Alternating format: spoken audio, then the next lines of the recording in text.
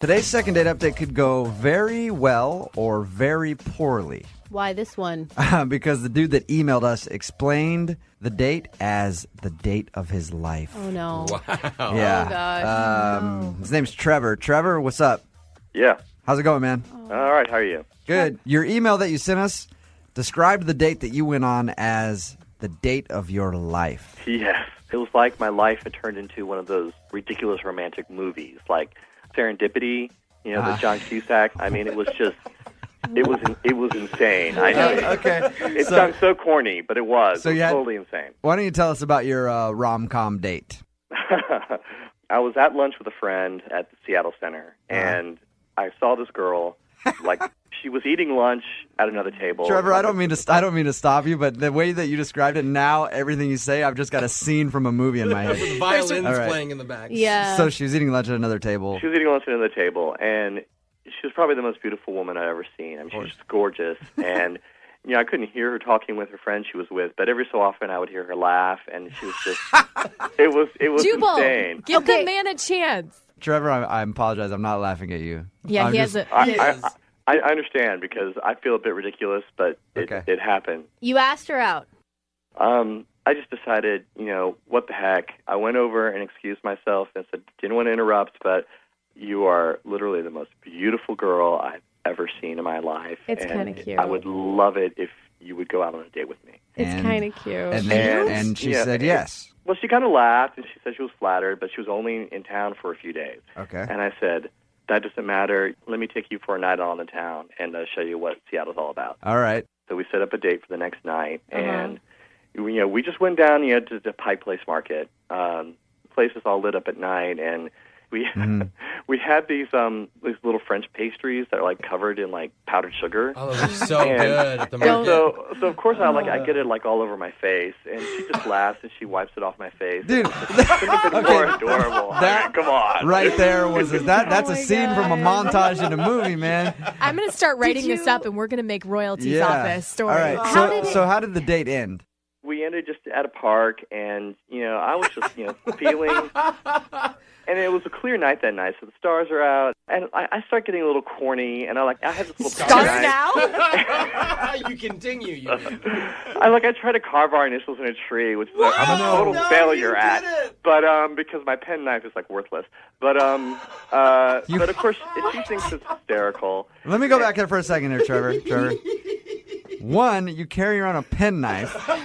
Two, you try to carve your initials in a tree on a first date. This is how amazing this girl is. And she laughed. She was into it? She was into it. She thought it was cute and ridiculous, and and then to top it all off, I just jumped on top of the bench that we were sitting on, and I just announced to the world, I love this woman. Oh, you did not. And, you did like the jewelry commercial thing, where they're standing there and I love this woman. The Tom Cruise on Exactly. Oprah's couch moment. More importantly, you used the L word. Because she was amazing. What did she say? What did she say at the end of the date? She said she had a great time, and kissed me goodnight, and then she went home. Vanished into the dark. I still feel like you're screwing with us, dude. No, I swear, it was the most ridiculous date of my life. Okay. I sent her a message the next morning, and I called and left her a message, and she's not calling me back. Where does she live? She was from Detroit. She was in town from Detroit. Mm-hmm. But the thing is, it was such an amazing night. I'm willing to go out to Detroit and see her. I'll go wherever she is. You get one shot at love, and he found the love of his life, told everybody at the park. You do realize Jubal's making fun of you right Not now, at all. right? Not one bit. You know what? That's fine because it was the most ridiculous night of my life, and obviously it is fate, and I've got to track this girl down wherever she is. Okay. Don't let our cynicalness get you down. Well, Trevor, I support you. Trevor's a listener. He knows. I mean, at least you know that we were going to rip on you a little bit, right? Mm-hmm. Yeah. Well, I knew I was for it, and I knew the story I was going to tell, so I just knew that it was going to be never ending. I'm excited to talk to her. But it's worth it. I'm excited to talk to her. I'm excited to talk to her too. She sounds like a wonderful, wonderful person. She may be the love of my life as well. Trevor, all right, we're going to call her right after this. Okay. And see if we can get her on the phone and ask her why she hasn't gotten back to you. All right. Moving 92.5. Brooke and Jubal in the mornings. Second date update. Okay, if you didn't hear the first part of the second date update, I'm not going to go into nearly as much detail as Trevor did about his date. But Trevor met a girl named Alexandra who's from Detroit, actually. Showed her around Seattle. A couple of the highlights. Took her to a park. Tried to carve their initials on a tree. Ended up jumping up on a bench in the park and exclaiming that he loved her after they kissed. Basically like a romantic comedy. Not even a romantic comedy, just a romance novel. Yeah. Would that be an okay description, Trevor? Yeah, I'd say so. Now, Trevor, she's from Detroit, so you're totally willing to make a long-distance thing work. Absolutely. We're going to call her right now, get her on the phone, see if we can get an answer why she's not calling you back. And you can jump in whenever you want to talk to her. Okay.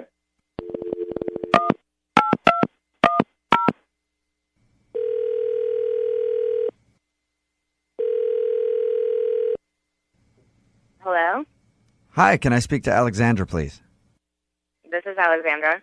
Hey, how are you? This is Jubal from Brooke and Jubal in the Morning. I'm moving 92.5.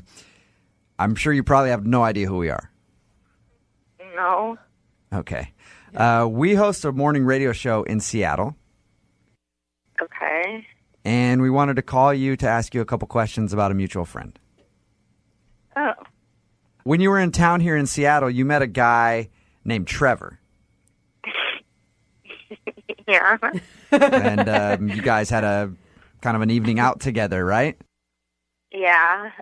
Oh my And- God. Things just get more intense Yeah. with Trevor, don't they? We're calling to ask you why you haven't called Trevor back. You're calling to ask me why I'm. This is weird. I know. Is it any weirder than your first date? Come on. Here's what this is. We do a thing on our show called the Second Date Update. We're basically just calling you to ask you why you haven't gotten back to him. Oh, well, I mean, it's really hard. I'm in Detroit. Did you like him when you went out with him? Yeah, I did. I mean, at first I was like a little bit, it's not what I'm used to, like someone being so intense so quickly. Yeah. Yeah. But, I mean, as long as he wasn't like 100% serious about jumping up and declaring his love on a first date, like if it was just kind of for fun, I had a really good time. But, you say it's just because of long distance, but didn't Trevor make it completely clear that he would do anything to make this relationship work? Yeah, he did, but it was a first date. Yeah. Yeah. If I lived in Seattle, maybe things would be different. Okay, I so don't it's, know. Alexandra, it's solely the Detroit-Seattle thing that you don't live here. That's it. I would definitely, if I lived in Seattle, go out with him again. Okay. Alexandra, distance shouldn't matter. I know, but I like Alexandra, that this is Trevor. Oh, hi. Hi. Yeah. I didn't know that you were on the phone, too. Oh, my God, I'm so embarrassed. Yeah. No. Trevor is on the phone. Trevor is smitten. Alexandra, I think you know, I had the best date.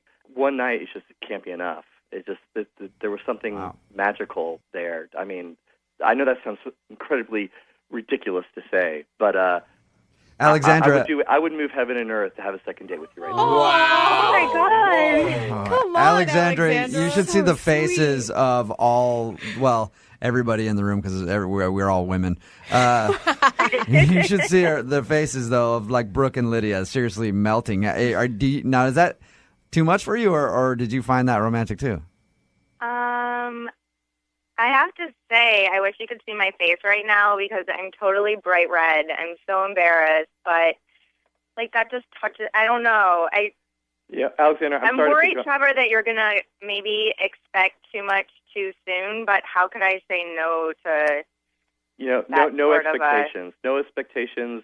If it was a fluke and our second date is like a complete disaster, you'll never hear from me again. But it's just.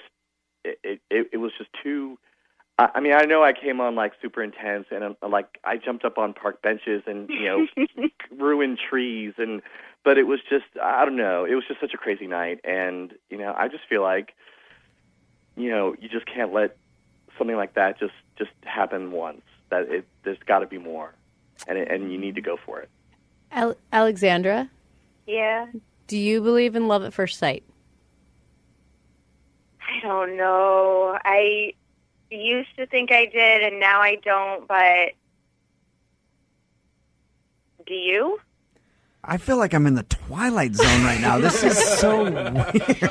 All right. I told these guys earlier, Alexander, that I never even thought about it twice before. But when I saw you at lunch that day, I know it seemed like a line, but it was also true. You are the most beautiful woman I've ever seen. And if I need to fly up to Detroit for a weekend to have a second date with you, then I will come out to Detroit. I don't know what will happen after that, but something has to happen. So, wow. If whatever I need to do, I will make it happen because you are amazing, and I want the second date. At the end of these second date updates, Alexandra, since you're not familiar, we always pay for the couple to go out again if they want to go out again. It'd probably bankrupt the radio station to pay for a plane ticket because we don't have a lot of money here. We could buy dinner in Detroit. Come on. Well, I was saying dinner. Yeah, plane ticket I said we can't do. Oh, okay. If he can get himself out there, Yeah. we'll pay for dinner. And in Detroit, with your economy, it's probably like $5 anyway, right? So It's like living in a developing country. Oh, that's so mean. but we'll pay for dinner for you guys if he can come out there. Would you be interested if he flies out there to go out with him? Yeah, definitely. Oh, Whoa. that's so cute. We have to get an update of how the second date goes on this one. Oh, definitely. I think something could come of this. Yeah. I really do. I'm not a love at first sight girl, but I'm an incredibly amazing attraction at first sight that can turn very easily into love type of girl. I now understand why romantic comedies do so well. Because people buy into them completely. But maybe every once in a while, a romantic comedy is actually based on real life. It has to come from somewhere. It's not a romantic documentary. All right. Hey, well, congratulations, you guys. Alexandra, now that you know that Trevor is going to come there, you guys have to sort it out and get back to us and let us know what happened after your date, okay? Okay. Oh, God, right. I'm excited. I love love. Yeah, me too. Oh, God. Brooke and Jubal in the... Jose, have you ever met a woman at the grocery store? Yeah. Really? Well, she didn't say yes to my ask her out, but I met her. You have tried. But I met her. It's a good place to meet chicks. That's what they say. They say it is a good place to meet women at the grocery store. That's where Kelly met Joshua, the guy that she wants us to call this morning. Right, Kelly? I know it's really embarrassing, but that's where I ended up meeting him. So now, did you stalk him or did he stalk you? Flag. We just were both in the pasta aisle. Oh. I was buying pasta sauce, and he was getting SpaghettiOs. Nothing like a little Italian love affair So at you the grocery store. Wow. You saw that he was a really good cook, and it turned you on Oh, right. instantly. I actually started laughing. I kind of made a comment that I thought SpaghettiOs were only for fat kids. Oh, jeez. Coming out swinging, Kelly. So you just started ripping on the guy. Did you think that he was cute, like right off the bat when you saw him, and you were trying to start a conversation with him? You know, I didn't really think anything. I saw him reaching for SpaghettiOs, and I was pretty shocked because I didn't know that adults still ate that stuff. All right. But yeah, he was really cute. So. What did he do when you ripped on him for buying SpaghettiOs? You know, he chuckled a little bit, but he eventually ended up asking for my number. So. Huh. All right. Maybe he liked you because you ripped on him. I don't know. You like that, Jubal. I like it, yeah. He likes a little abuse. I do. The meaner the girl to Jubal, the hotter he thinks she is. I like to be beaten up just a little bit. Yeah, it's true. It's true. What'd you guys do on your date when you went out? He just took me out for a movie and some dinner. It was pretty normal, and I think it went well because he ended up asking me back to his place. All right. Did you guys go all the way? Seal the deal. Put the O in SpaghettiO. Yeah. We ended up fooling around. Okay. We didn't go all the way, but I think I might have messed it up. Why do you think you messed it up? As I was going over the date, I realized that song, What Does the Fox Say? I kept singing it like under my breath. Oh, no. I was worried you made another fat kid joke at the wrong moment. You kept singing What Does the Fox Say? Yeah, Under your and breath? It wasn't like once. It was at least 3 or 4 times. Are you talking about like while you're making out with the dude, you're just like, what does the fox do? Like, what do you I mean? hope not. What do you mean you hope not? You don't know? The song song was so stuck in my head that any time anything came up that sort of referenced it, I just kind of started humming along. And So you had the What Does the Fox Say song stuck in your head, and you couldn't control yourself from randomly humming it. haven't you guys ever had a song stuck in your head and you found yourself singing it? Yeah, when I'm by myself. No, I've done it. I've been singing Bye Bye Bye by NSYNC since 1999. Oh, God. That's because you think it's a current song still. Did he ever make note of that or bring it to your attention? Or I did get a couple of weird looks, but I wasn't really paying attention. Maybe he just thinks you have some kind of twitch or something like that, or just Tourette's. You have Tourette's. He's like, oh, Musical okay. Tourette's. Yeah. So how'd the date end then? We went back to his place and we hooked up, and then I had to be home for work in the morning, so I just left. And I thought I'd hear from him the next day, but I never did. what did he say when you left his place? He just said goodnight. I mean, I don't think that I sang the song while we were hooking up. Yeah, right in the intimate moment, he's like, Closes the door. I hope you figure out what the fox says.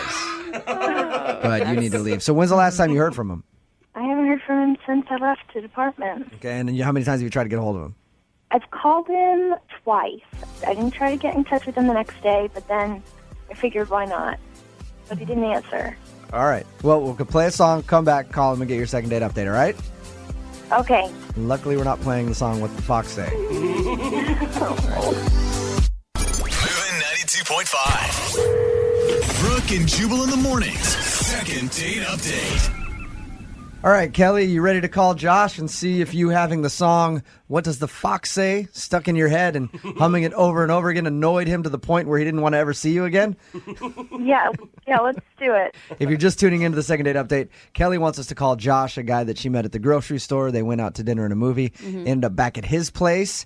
They were making out a bunch, and then she left.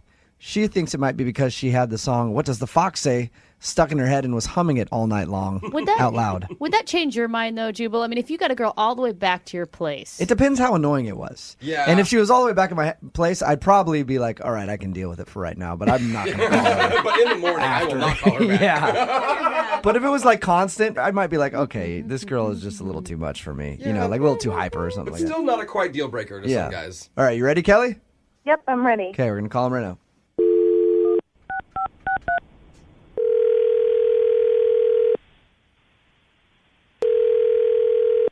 Hello? Hi, I was looking for Joshua. Yeah, this is Tim. Hey, Joshua, this is Jubal. How are you? I'm doing pretty good. Do you have any idea who Jubal is? No, I really don't. All right. This is Jubal from Brooke and Jubal in the morning on Moving 92.5, the radio station. We're calling you because you recently went out with a girl named Kelly, and you've kind of blown her off since your date.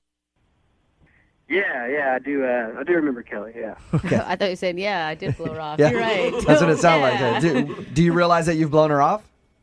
Yeah, actually I do. Okay. Oh, okay. Well, he was honest the first time. Is there any particular reason why you're not calling Kelly back? She emailed us and said that she liked your date and she wants to go out with you again, but you won't return her phone calls or anything. Is there a particular reason? Did she do something wrong on the date?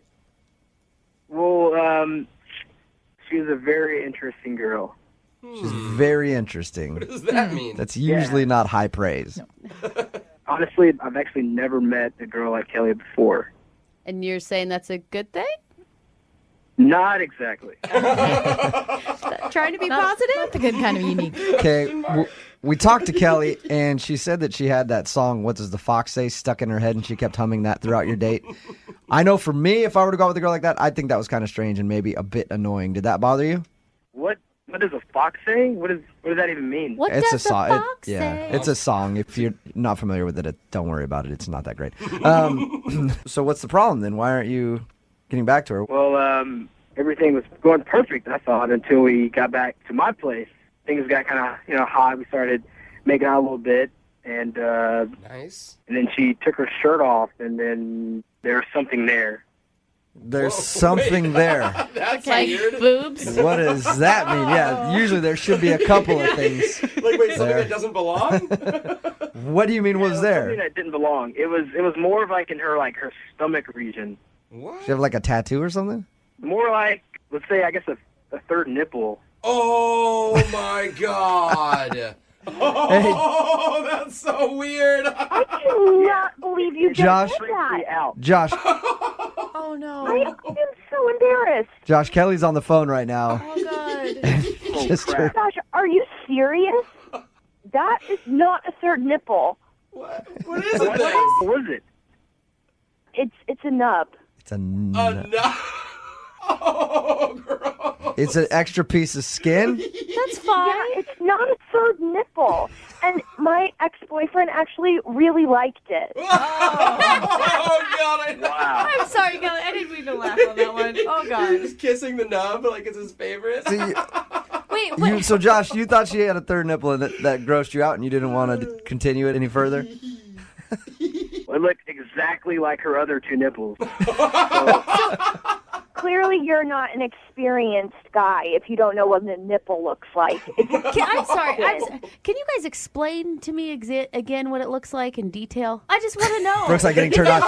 Tell me every detail about the third nipple. Send photos to Yeah. Brooke at moving925.com. A flap If you have a of third nipple, skin- just email it to Brooke. She wants to see it. A flap of skin and something with an areola are very two different things. Is it like a skin tag? This was a nipple, man. I've seen nipples before. Not but I a swear this was nipple. It's not I a don't know, nipple. maybe it's it a just little freaked me out. piece of skin. I can't believe that you're that shallow that you wouldn't call someone back because of that.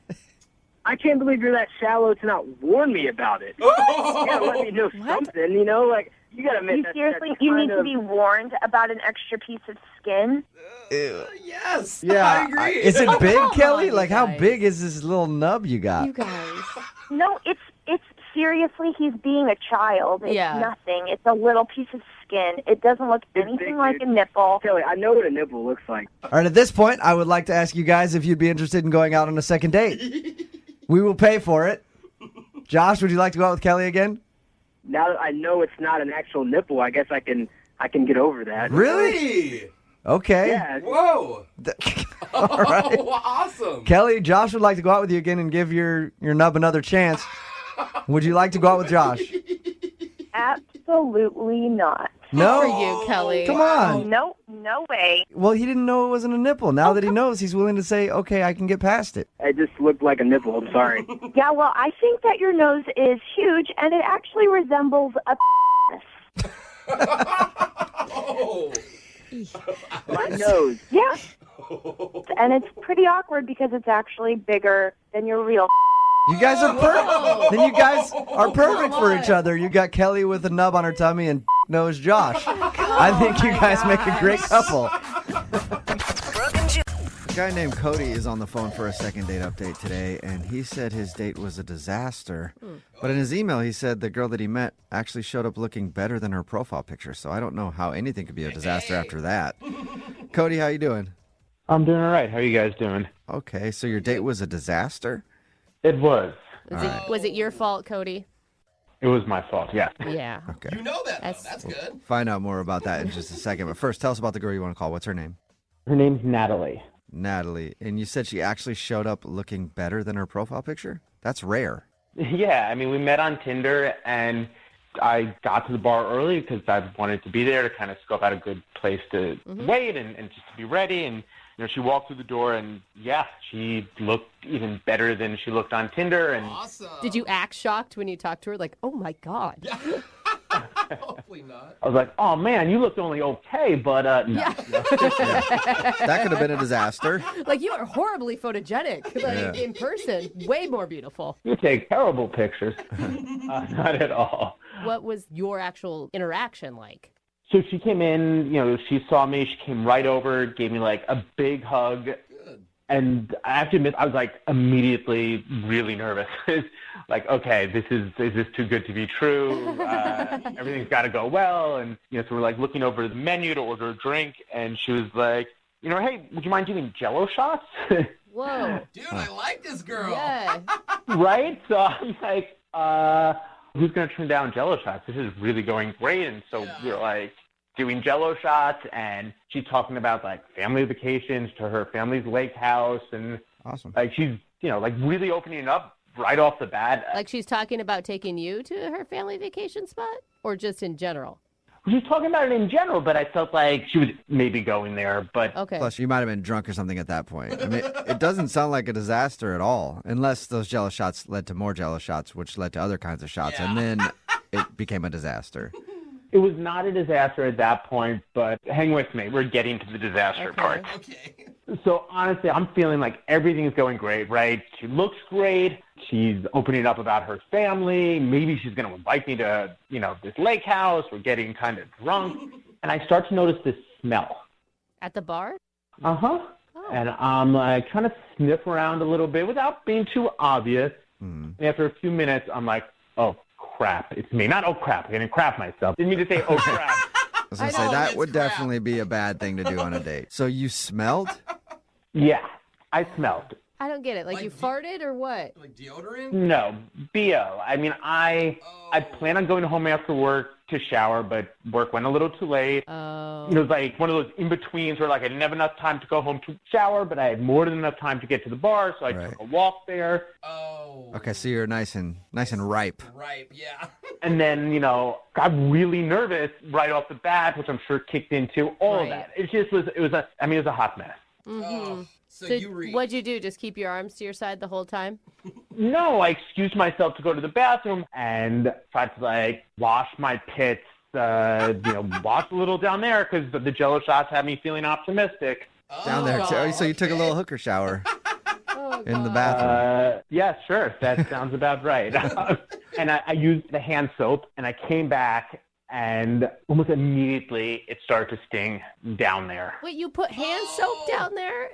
And just tried to splash water? I just wanted to make sure if we got to that business, it was smelling all right down there. Yeah. I just wish I could have walked in on you in the bathroom. That would have been nice and awkward. It wasn't good. So I had to excuse myself again, and now she's kind of like, what's up? Why all these bathroom trips? And I'm like, I'll just be right back. Okay. And I go to the bathroom, and this is where it gets so much worse. I'm like trying to wash it off. Oh, no. I'm getting water all over myself. I literally just ditch my underwear at this point. Oh, my God. Now I've got water all down the front of my pants. Oh. And so it's one of those eco-friendly bathrooms. There's no hand towels. It's just a blow dryer. Oh my God. And you're just standing naked in the bar bathroom at this point is what it sounds like. I've got my shirt on. But yeah, no, I'm trying to dry off my pants in the hand dryer. Oh no. Oh man. Oh my God. So did you come back to the table drenched? Or naked? You just decided to ditch all the clothes altogether? No, yeah, that would have been a move. No, I came back, and I think I just couldn't get my pants dry, and I was just really sweating at this point, and just launched into this whole tirade on modern toilets. I was like, hey, I'm really sorry. The toilet exploded on me. Modern toilets are all too powerful. It's almost like an out-of-body experience hearing this crazy man talk about the toilet power. Okay. What was her attitude at this point? Rightfully so. She's like, hey, maybe we should reschedule. Yeah. Oh man. All right. Right. But ouch. And did the date end right there then? Well, at that point, I also thought that was probably the best decision. So I'm like, yeah, we should totally reschedule. Look, honestly, I was having a great time. I think this could be great. And, I think I probably, in some desperation, maybe threw out a few more. I had a great time at her, and then we parted ways. And I've reached out to her a few times, and not shockingly, she hasn't responded. But I just feel like she's pretty awesome. I really screwed it up. I would just like the chance for her to get to know me and to go on a second date. Okay. All right. Well, we'll play a song and then come back and call her and get your second date update, okay?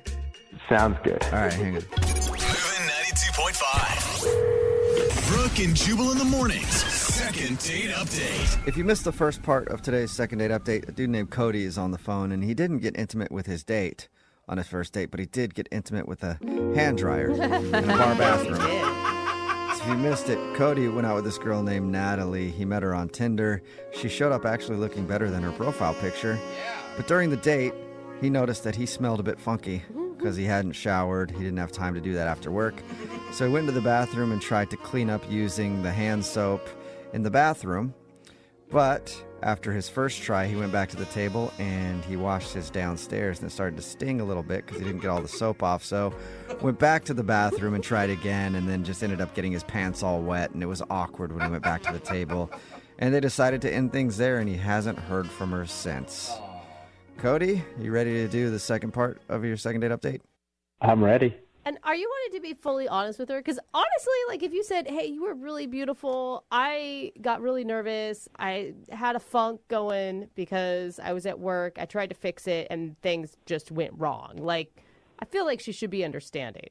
I don't really want to get into that. I definitely don't want you Okay. guys to be the one to say it. Like, if you can get her on the phone, let's see how it goes. Well, I mean, she noticed that your pants and stuff were wet, though, I right? feel like the reason is better than making something up. No, but he blamed it on the toilet, remember? Yeah, that's right. But that's even weirder, man. You're like battling a toilet. Yeah, I mean, the whole thing was just really bad. I'm just hoping we can save it because she's a quality girl. All right, well, we'll try. I'm going to dial her phone number right now. Here we go. All right, thank you.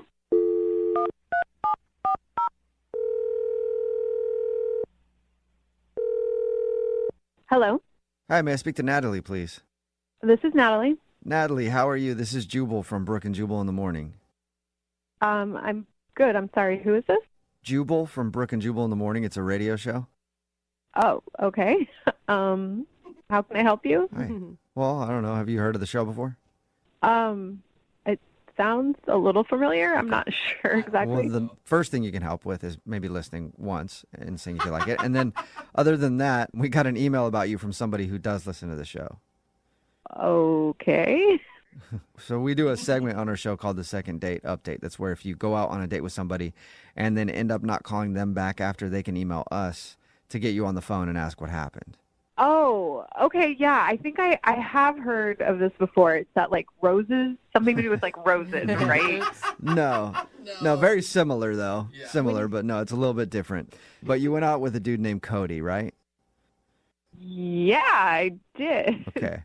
Well, Cody emailed us, and we talked to him, and he told us about your date. He said that he liked you a lot, but he also said that you're not calling him back. That is true. Okay, and Cody wants to know why. He had really nice things to say about you. He thought you were a quality woman. Oh, well, that's very nice. I don't know exactly what to say. It was definitely one of the most awkward dates I've been on. What was so awkward about it? I don't know exactly what it was. Like, he was just clearly having a hard time that night. Like with everything or just towards the end? It was like sort of started towards like the middle, I guess. And then it just kept getting like stranger. And then we ended up just deciding like, hey, let's just call it a night and maybe like reschedule. How so? What do you mean by stranger? So he was definitely very sweaty, I guess, which was like fine at first, like whatever. But like he kept going to the bathroom. And one of the times, this guy who actually came out of the bathroom and came over to me and was like, hey, are you with that guy? And he's like, I don't know what his deal is, but he just offered me $40 to switch pants with him. What? And the guy told you that? Yeah. That is so weird. What did you think? I didn't know what to say. I was like, oh, okay. It was so weird. And like at this point, I'm like, all kinds of things are creeping into my mind. I'm like, whatever it is, it must have been like bad or gross to like try to switch pants with a stranger in the bathroom. Yeah, but then don't you feel bad for him? I did feel bad. Like, what do you do? So I'm just sitting there. So what do you think happened while he was in there? I don't know if he had an accident, like pooped himself in the bathroom. That's what you think happened. Yeah, I don't know what else to think. Like, it must have been bad. It must have been gross. He was like all flustered and everything. And it's just like, before I was like, yeah, let's do these Jello shots. Like, I'll probably make out with this guy tonight. And now if I think about that, I'm thinking about gross things. I'm like, I don't even know how that'll work. Yeah. So I do feel bad. I haven't texted him back, but like, I just like, I don't know how to get past that. Well, you don't have to feel too bad because you can talk to him right now. He's actually on the other line listening and wants to talk to you. What? Yeah, I think he's still there. Cody, are you still there? Yeah, I'm still here. Yeah. Oh my God. I would not have said that much about it if I knew. You thought I pooped myself? I mean, what was I supposed to think? Right, she's still thinking you pooped yourself. Like right now, she's thinking you didn't. Like I've never pooped myself. I would never have pooped myself. I don't we've know. all pooped. I mean, I'm sure you have at some some point in your Yeah, life. I mean, I'm not like judging you because it happened. I'm just like, I don't know. It didn't how happen. To, like, it didn't happen. I'm serious. It really didn't happen. I didn't. okay, then Cody, if you really didn't poop your pants, then like, what the hell was going on? Okay, so I was going to go home and shower after work to get ready for the date, but I didn't have time. So like I walked to the restaurant and I got a little bit sweaty. And then you walked into that place and I was just stunned by you. And I got really nervous. Like you were more than I expected. And once like the date started happening, you were really cool. And then he pooped himself. No, you're making No, I didn't. I didn't poop myself. Please stop. Okay. It does sound like you're leading up to nervous diarrhea. I'm going to agree with it. I've never had nervous diarrhea in my life. I'm sorry, Cody. He didn't poop himself. No, you didn't. I swear. I had BO. Like, you didn't smell that? Like, it smelled like vinegar. I mean, I honestly, like, I didn't smell anything at the beginning of the date. I don't know what you were doing in the bathroom if it wasn't that, but I feel like you're just trying to make up an excuse about it, which I understand it's embarrassing, but like, No, I'm not making up an excuse. Not at all. That's the truth. I was at BO. So what'd you do in the bathroom, Cody? You got to finish the story. Yeah, please. So I wasn't carrying deodorant with me. So when I went to the bathroom, the only thing I could do was wash my pits with water and hand soap. But then, I mean, I was thinking like, I don't know, maybe it was the Jell-O shots. But I was thinking, maybe I'll get lucky. Maybe tonight we'll go pretty far. And so I washed my with hand soap. What? You should have stuck with poop in your pants. And when I came back, it was stinging really badly, and I started to sweat more. And I went back to the bathroom to try to get the soap off of my junk, and it obviously made a big wet mess. And like I threw out my underwear there. It still sounds like I pooped myself. I didn't poop myself. I got really wet. And I was trying to dry myself off with a hand dryer. I mean, it was like the worst. Cody, I don't know if you're telling the truth, which I'm still not really sure if you are. I mean, when you first showed up, I did find you attractive, and I thought you had kind of like a manly smell. If anything, it was kind of a turn on. Like nothing smells gross or weird. Like that's why I said like let's grab some Jell-O shots. She liked your sweaty armpits. So I don't know. The lengths you went to seem, if that's what happened, seem a little extra. Seem a little extra. That's a very good way to put it.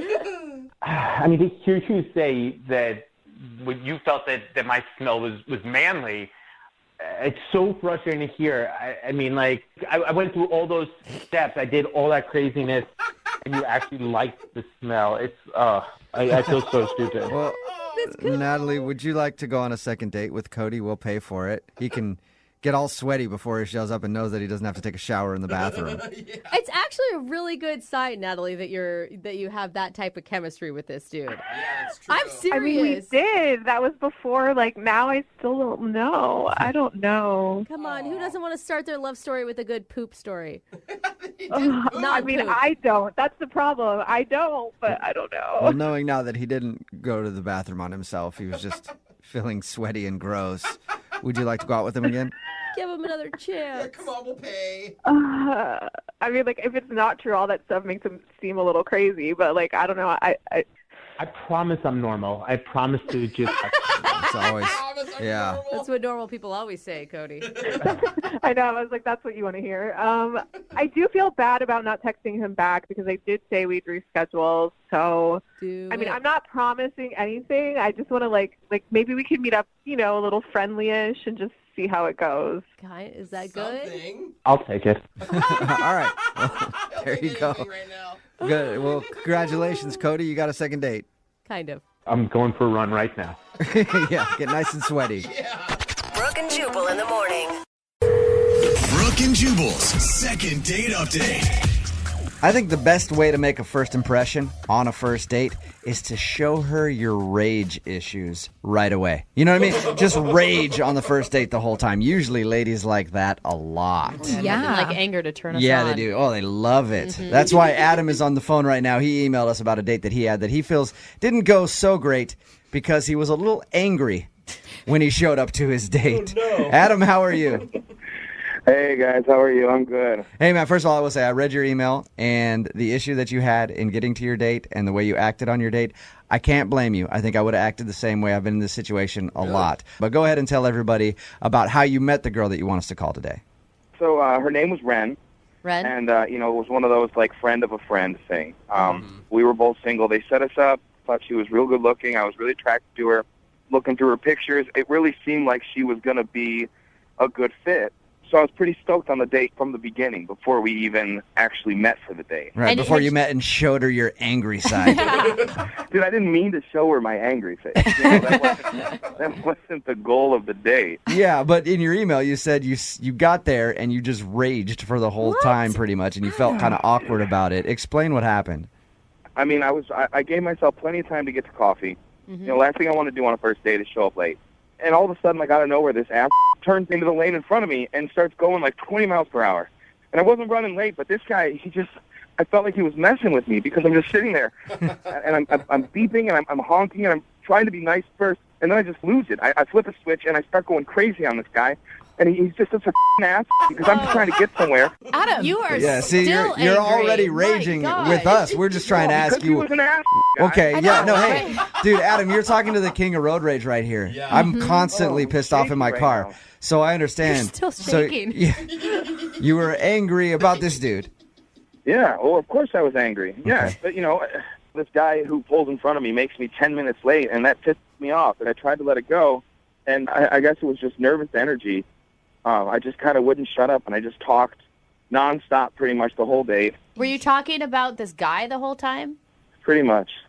Do you have anger issues normally? Are you an angry guy? I tend to think I'm pretty even-keeled guy, but you sound like it. I asked you to recap the incident on the way to the date, and you just went off on us. So you sound like an angry dude. Are you an angry guy, or are you? I'm not normally, really an angry guy. I think it was just the nervous energy of going to the date, and I think that the mix of both of those things, I just kind of, had a tough time. Did you explain to her that you were upset at a guy that you... I did. I think it just came off angry.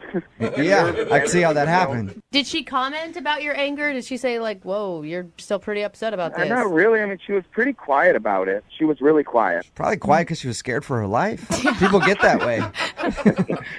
That's where I felt real bad with. I just kind of just talked nonstop for 45 minutes. Oof.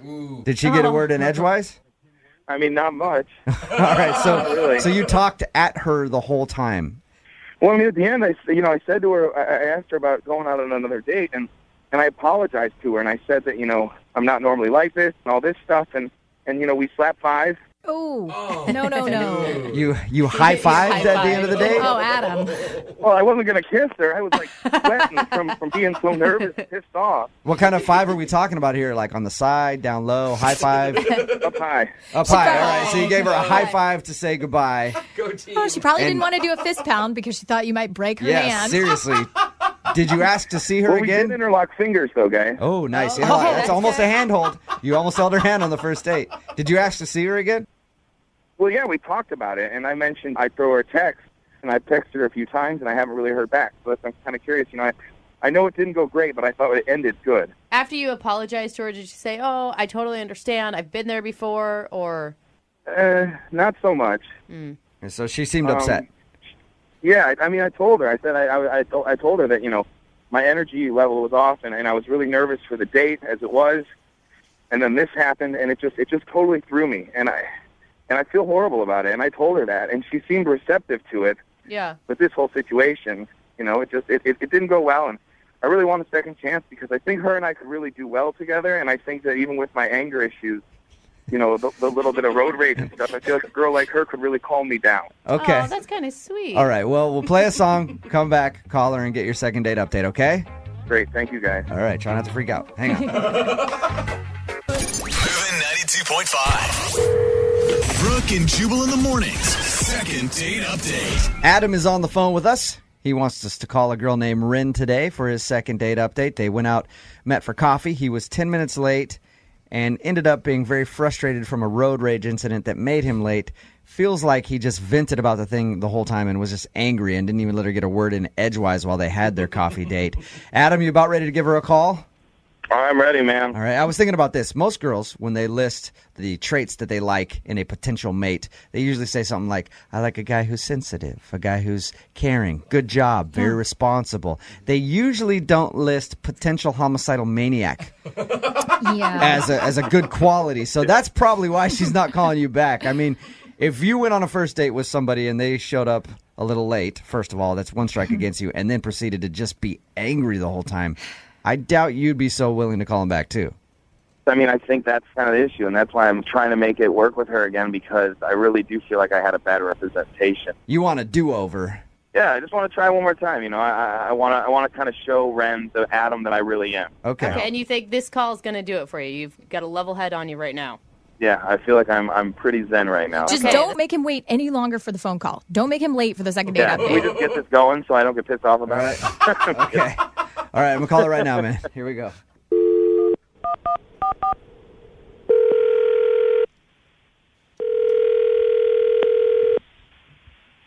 Hello? Hi, can I speak to Ren, please? This is she. Hey, Ren, how are you? This is Jubal from Brooke and Jubal in the Morning, the radio program. I'm sorry, I think you have the wrong number. No, I'm pretty sure I have the right number, Ren. There's not a whole lot of Rens, and I was given your number by a guy named Adam to call you today. What? Yeah. Adam is a listener to our show, and he says he recently went out on a date with you, but you're not calling him back, and he asked us to see if we could get you on the phone and ask why. How do you know him? He listens to our radio show. Adam wanted us to call you to ask if he did something wrong on your date or there's a particular reason that you don't want to see him again. I don't even really know how to respond to this. I know Did it's he talk to you about this? He did. He told us that you went out for coffee and he said that he was a little late and he actually feels bad because he thinks that he may have been a little upset from a traffic incident and he wasn't very attentive to you on your date. Oh my God. Oh my God. Is that a pretty accurate description? Yeah, I would say so. I get this is what you guys do, so I don't mean to be disrespectful at all. I'm just kind of like, no, oh my God. It's fine. I appreciate you taking the time out to talk to us. We just want to pass along a message to Adam and give him your perspective on the first date. Yeah, I can talk about that. My experience with Adam was very limited, and I'm not a very confrontational person. Mm-hmm. And he was very, very angry, and I think that the first 10 minutes of the time that we very, very first were introduced to each other, it was really just all about this driving experience he had being so frustrated with this other person. Was he like cussing and stuff when he was explaining it to you? Yeah, I mean, it's not like it was so over the top that I would have need to have left, because I would have done that if it was really, really that bad. If he was. That's what I was going to ask you, Ren. I was going to ask you if at any point you were scared for your life. Oh, gosh. No, I wouldn't say that. It really wasn't like that, but it was pretty intense. Even when he finally went to go get us some coffee, which he did, finally pull himself up to be like, okay, I'm going to go get us some coffee. But pulls himself together.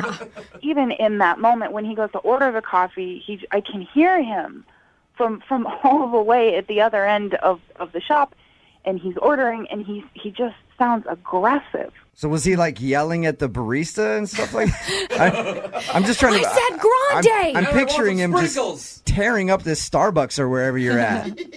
No, it really wasn't like that. It wasn't like he was unkind toward the people around him necessarily. It's just the manner in which he was dealing with things. It was just like pent up. You know, when somebody's really upset about something, and even though they are doing something normal, it's in an abnormal way. Mm-hmm. And here's the other thing that was tough. It was manifesting in like sweat. Oh. He was so mad that he was sweating? Well, I don't know if he just sweats, if that's a thing, independent of what was going on, but it seemed like it was fueled, or at least like made a lot worse by his emotional space. Rin, it's called hyperhidrosis. It's because people Are who you can't control their sweat glands. Okay, they sweat a ton. Maybe he has that. How do you know this? I've known some people who have had hyperhidrosis. Yeah, quote, known some people. So you don't want to see him again because he's an angry, sweaty mess. It's not just that he was sweating a lot and being angry. He was sweating profusely, like the palms of his hands.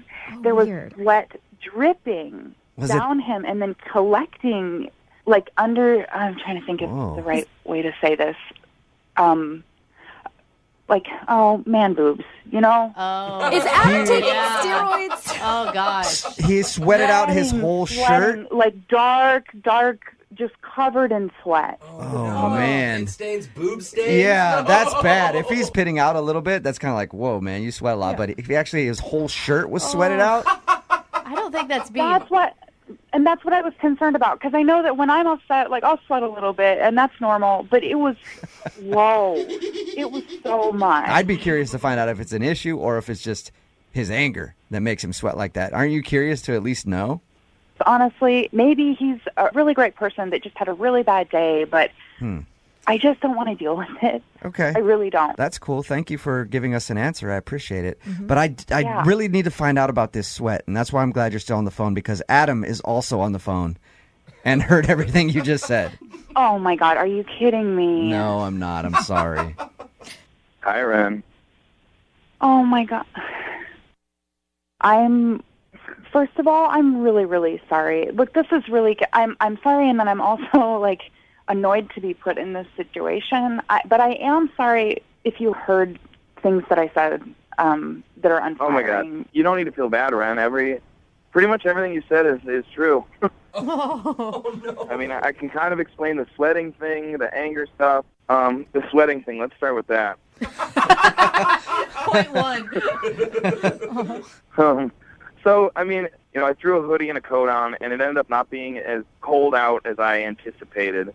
By the time I was all pissed off at this guy in front of me, I started sweating in the car because I was blasting the heat, and I was so pissed off I wasn't thinking about it. The coffee shop had the heat on. I, couldn't stop sweating, and I knew I was, and I know that my man boobs were sweating. Oh. Yeah, and that was a crappy thing for me to say about man boobs. That was rude. I'm sorry. That was just the first. It was just the easiest. That's what I think I want you to hear. Is I'm not that angry guy. I know I was sweaty. I know I was hot as and I thought if I didn't pay attention to it, you wouldn't mention it. I was so lost in that date, and I didn't know what to do, and I went home and showered right away. I was I was looking in the mirror, and I literally was mortified by myself because I was really excited about this date, and I never tell friends about going out with anybody, but for some reason I was kind of stoked on you, and I just crashed and burned, and I kind of do that a lot in life, and I just want you to know that I really am sorry. And as far as you and I are concerned, I'd love one more shot, just one more chance to maybe sweat it out with you and sweat it out. Hey, Ren, would you like to go out with Adam again? I will pay for a second date. We can send you guys to a spin class or something where sweat is supposed to be there. And would you maybe give him another shot to see if he's not so flustered this time? He can do a better job. Adam, I'm this is awkward, and I just want to say I appreciate you eventually being honest. I think that what I would have preferred is if you could have communicated this to me not on a radio station, because you did contact me and you didn't really ever just come out and say. I totally get it, Ren. I mean, as crazy as I was there, it's probably crazier that I ended up on the radio with you right now. But I tried calling and I texting you, and, you never got back to me. And so, I felt this was my last option of how I could get a hold of you. Ren, will you do it? Will you go out with him one more time? Come on, Ren. We've never had anyone be so sincere. Will you drive, please? Just so we're And he's funny. All right. Okay. All right. Yeah. One more day. Nice. All right. Ren, thank you for your time. Adam, congratulations. You got your second date, man. Thank you, guys. Ren, this is going to be great. I promise you. I'll see you soon. Adam, 2 words before your next date, all right? Gold bond. Okay? Brooke and Jubal in the morning. I would start off by saying today's second date update is going to be a little different, but we've actually done this a few times. One of them has worked out. The other one didn't work out very well. But James is on the phone with us right now, and he wants us to call a girl that doesn't live in the state. Hey, James, a 50-50 chance is better than any other chance we've ever given on Second Date Update. So you're already doing good. Good, I'll take it. James wants us to call a girl that lives in San Diego, apparently. James, how did you meet her, first of all? What's her name? Her name is Cammie. Cammie, okay. How did you meet Cammie? I met her at a club, actually. At a club, all right. So it was one of those situations like you're on one side of the dance floor, she's on the other side of the dance floor, you locked eyes and then met in the middle and You know, danced it out. it was kind of like that. It was. All right. Maybe that sounds corny, but that's sort of what happened. I saw her across the room. She was with this bachelorette party, and oh, okay. So they were already There it drawing a is. lot of attention to themselves, right? yeah, I guess so. And usually if a girl, like her friend is getting married, she's in that sort of like vulnerable state, like, I want to meet somebody. Yeah. That's what you were thinking? You're like, all right. Yeah. Perfect time Sounds to great. pounce. Were you guys pretty drunk when you met, or did you feel like she'll remember you if we do, in fact, get a hold of her?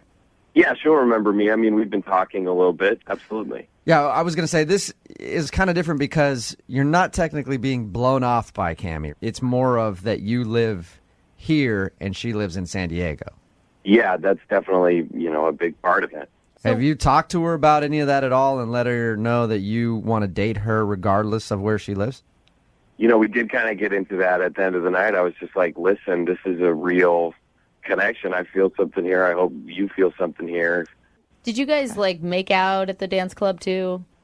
I did, after a while, kind of go in for it, and she sort of stops me, and she said, hey, this is fun, but I'm not from here. I'm only in town for this bachelorette party. I don't know if this is a good idea, but I was persistent and persuasive, I think, and we did end up kissing. We did end up making out a little bit. Never give up. Never give Just shows you, kids, you can do anything you dream. Yeah, that's right. Okay, so you guys did kiss a little bit, so at least she's interested in you physically. And what has she said about long-distance relationships, or have you just not broached that topic at all? We haven't talked about it too explicitly. I don't want to scare her off. I just want to show her that this is something I'm ready for and something I'm open to. So having us bring it up is not going to scare her off. Yeah, who knows? I mean, if you guys have talked a little bit, have you straight up said, I want to come see you in San Diego?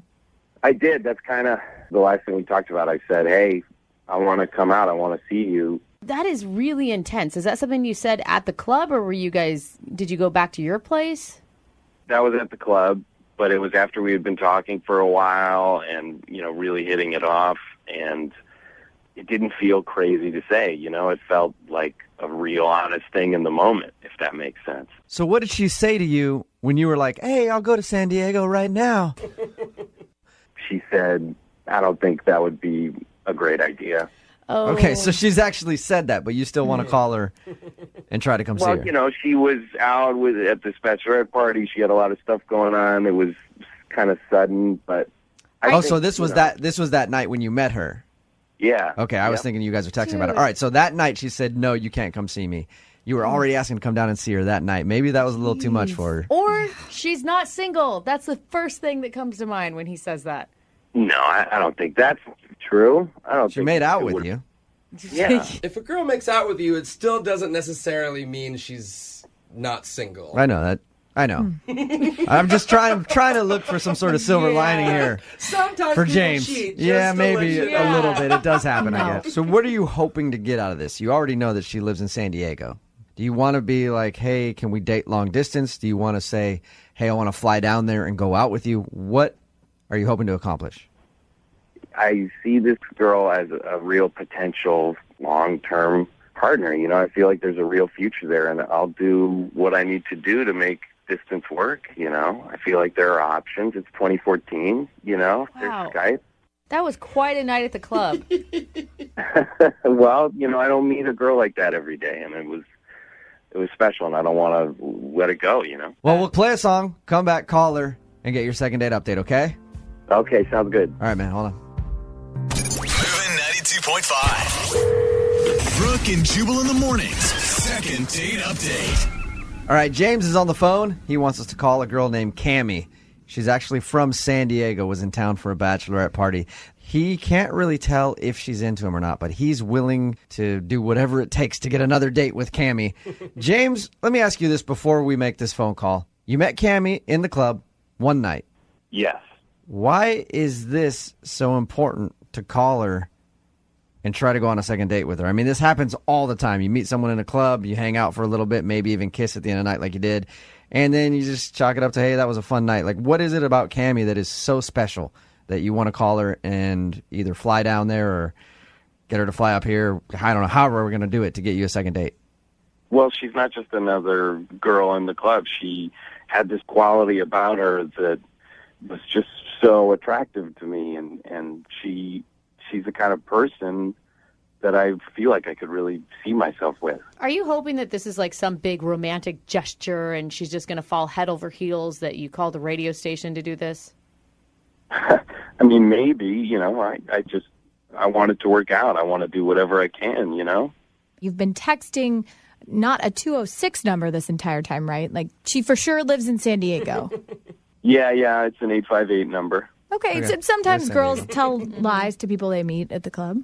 Yeah, I know. I just can't get this girl out of my head, and I really appreciate you guys making this call for me. All right. And just to make sure, she was at a bachelorette party when you met her. She wasn't the bride, right? She was one of the other girls? No. Okay, we never asked that, because if she was getting married, that could be a problem for you. I'm not sure. Yeah, though. maybe. All right, well, I'm going to dial the phone number right now, see if we can get her on the phone, and then ask her for a second date or... A date. Anything, yeah. Yeah. All right, you ready? Oh, God. Yeah.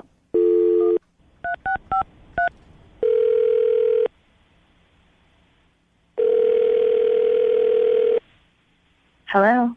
Hi, can I speak to Cammie, please? This is Cammie. Hey, Cammie, how are you?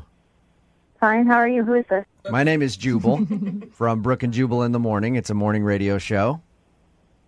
Okay. We broadcast out of Seattle. Okay. We're calling you because you recently met one of our listeners when you were in town at your friend's bachelorette party. Okay. I'm sure you probably know who I'm talking about. Yeah, I do. James talked to us about the night that he met you. Nothing but great things to say. That's nice. And okay. he said that you guys have been texting a little bit, and he already told you that he wants to come to San Diego and go out with you. But you're kind of cold to that idea. You don't like that a whole lot. Yeah. No. Okay, is it something that has to do with James? Did James do something wrong? No, it's just far away, and it just doesn't feel like a really great idea to me, and I told him that already, and... Right. If you were in Seattle with James, would you go out with him then? That's a no. That's a no, Cammie. Cammie, was it just too weird? Like, did he want too much out of a one night, met at a club type of situation? There's nothing wrong with him. He's really lovely, and I'm flattered, I guess. Well, Cammie, that hesitation after I said, would you go out with him if you're in Seattle? That's kind of saying no. So, no, you don't want to go out another date with James? I do. Okay, well, I'm in Seattle right now. What? You're in Seattle. Yeah. Yeah, I don't live in San Diego. I live in Seattle. I just said that because I sort of panicked and I didn't know what to do, and I felt like it's complicated, and What do you mean by complicated, though? Why did you tell him that? I was living in San Diego, and I moved up here not that long ago from San Diego. So it's not a complete lie. It's just not a current truth. It's not a total lie. Okay, so why lie to him, though, instead of just saying, no, I don't want to go out with you. I don't want you to have my phone number. Or I'm just not interested. Like, it's not that hard to say because that. It's not just that I'm not interested. I am interested. I think he's really lovely. If we had met even, 2 months ago, I would have said yes. Do you have a boyfriend? So I have a daughter, and she's 2. Okay. And I just recently, the reason I moved back to Seattle is I moved back in with her father. Oh my God! And All I right. called that one. Are you guys? Oh, you're in a relationship and you're in Seattle. Is that pretty much a recap of it? You're a whole different person. You're getting back with the father of your child? Yeah, but it's something that I'm doing because I think that it's the best thing for my daughter, and I'm not sure yet if it's actually the best thing for me, and I think that's why that happened in the club that night. I think that So you're not officially back with your baby's daddy? we're trying it out, and we feel like it's nice for our daughter to not have to be shuffled back and forth Okay. between two houses, between two cities, so we're trying it. But you're obviously not completely sold on the idea if you are this hesitant about even admitting that you're back with him. No, I guess I'm... Okay. Well, then maybe we can get James to convince you to go out on a date. This is the most Because Cammie, James is actually on the other line right now listening Oh my God. and heard what you just said. Hi, Cammie. Hi. I'm shocked that you live here. I know. I just couldn't really deal with the situation very well, and it felt easier to just not be here. To say I was in San Diego. I'm also pretty surprised to find out that you are in a relationship and have a child. Yeah, lots of things that you learned today, James. Obviously, I'm a little thrown for a loop and a little, taken aback, but that doesn't mean that I'm not still totally attracted to Cammie. It doesn't mean I'm not still interested in you. That's impressive. I understand. What? That's impressive, James. He said attracted, so maybe Cammie is just really Maybe hot. she is from San Diego. Cammie, would the father of your baby think that you're cheating on him if he heard any of this? It would not really be helpful in the time that we're here trying to give this a go. So no, this would not be good. I'm just impressed that James still wants, Cammie, no offense. I don't know you at all. From what James tells us, you're a great person. You sound nice to me. But if I had found out all this stuff about you, I'd been off the phone already. Like a long time ago. But James, you still want to go out with Cammie? You know what? Yeah, I do. But Wow, that's a lot to be dishonest about up front. why? Everything she told you wasn't true about who she is. Look, obviously she has a lot of stuff going on in her personal life, and that's not something she's going to tell me right away. She can't tell me all of that stuff right away. Don't come over to my house because my baby father kind of boyfriend is there. And baby. Yeah. Sure, but I know that she was dishonest with me, but frankly, I'm willing to give her a pass if she'll be honest with me from now on. Well, I think then I have to honestly tell you I'm not available. I can't right now. Cammie, what if I pay for it? What if I pay for it? No, Cammie, you're doing the right hey, thing, Cammie. give me a second, please. Let Cammie answer. Oh, Cammie, I would love to pay for you to go out on a second date with James or a first date. Yeah, we didn't really go on a first date. Yeah, first date. You can tell him all about yourself, who you really are. The relationship you're in. Yeah, you can talk about everything. We'll pay for it. Will you go out with James one more time? No, I can't. It's already gone way beyond what I ever intended for it to be.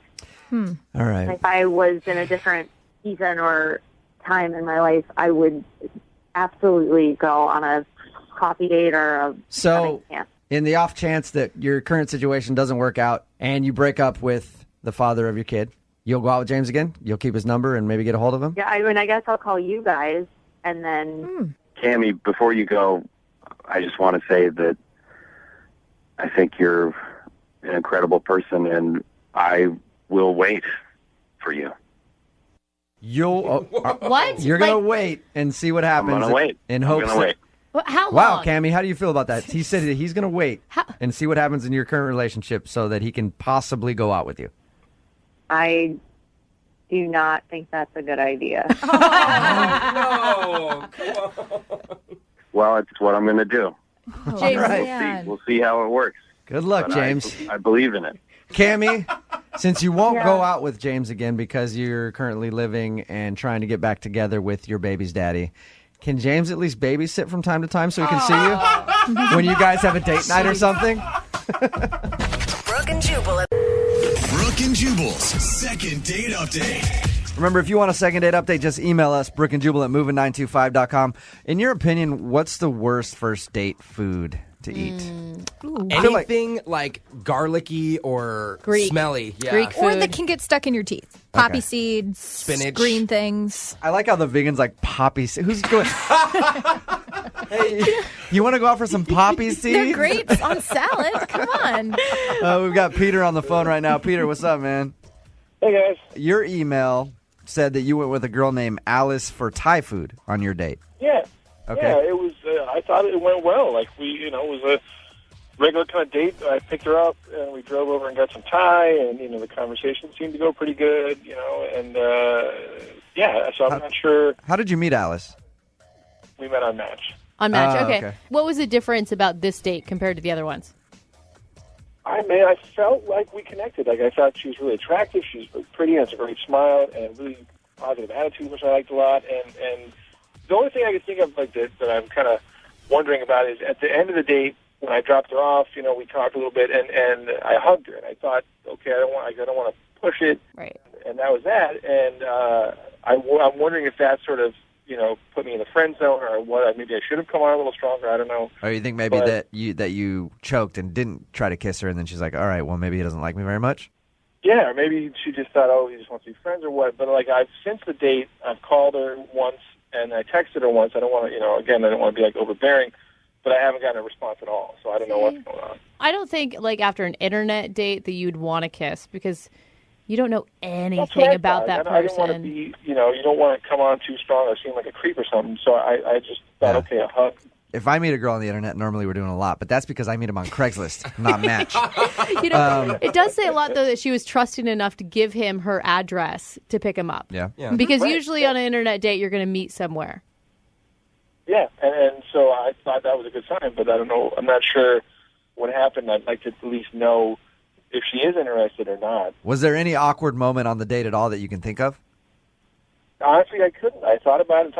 I don't think there was anything that was clearly that I did that was like a faux pas or whatever. So I'm kind of confused. Is her profile still active? Yeah, it's still up. Okay.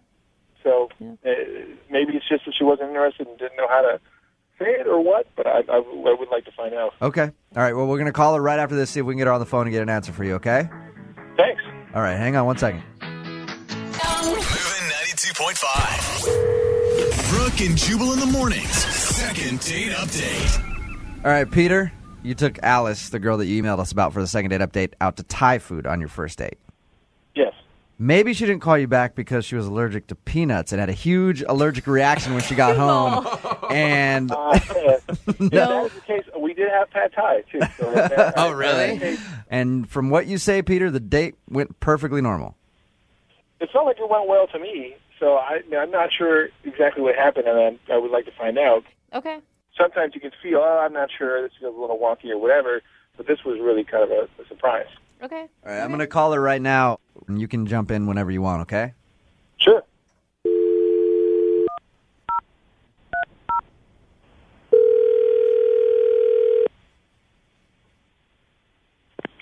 Hello. Hi, can I speak to Alice? This is her. Alice, how are you? This is Jubal from Brooke and Jubal in the morning. I'm moving 92.5. Hi. How's it going? Good. Any idea why I would be calling you? Not a clue. Okay. Wow, Alice has sounds excited. Sexy girl voice. Yeah. You just wake up or something? Wow. No, this is the radio station? Yeah. Okay. Can I help you? You already have. I like your voice a lot.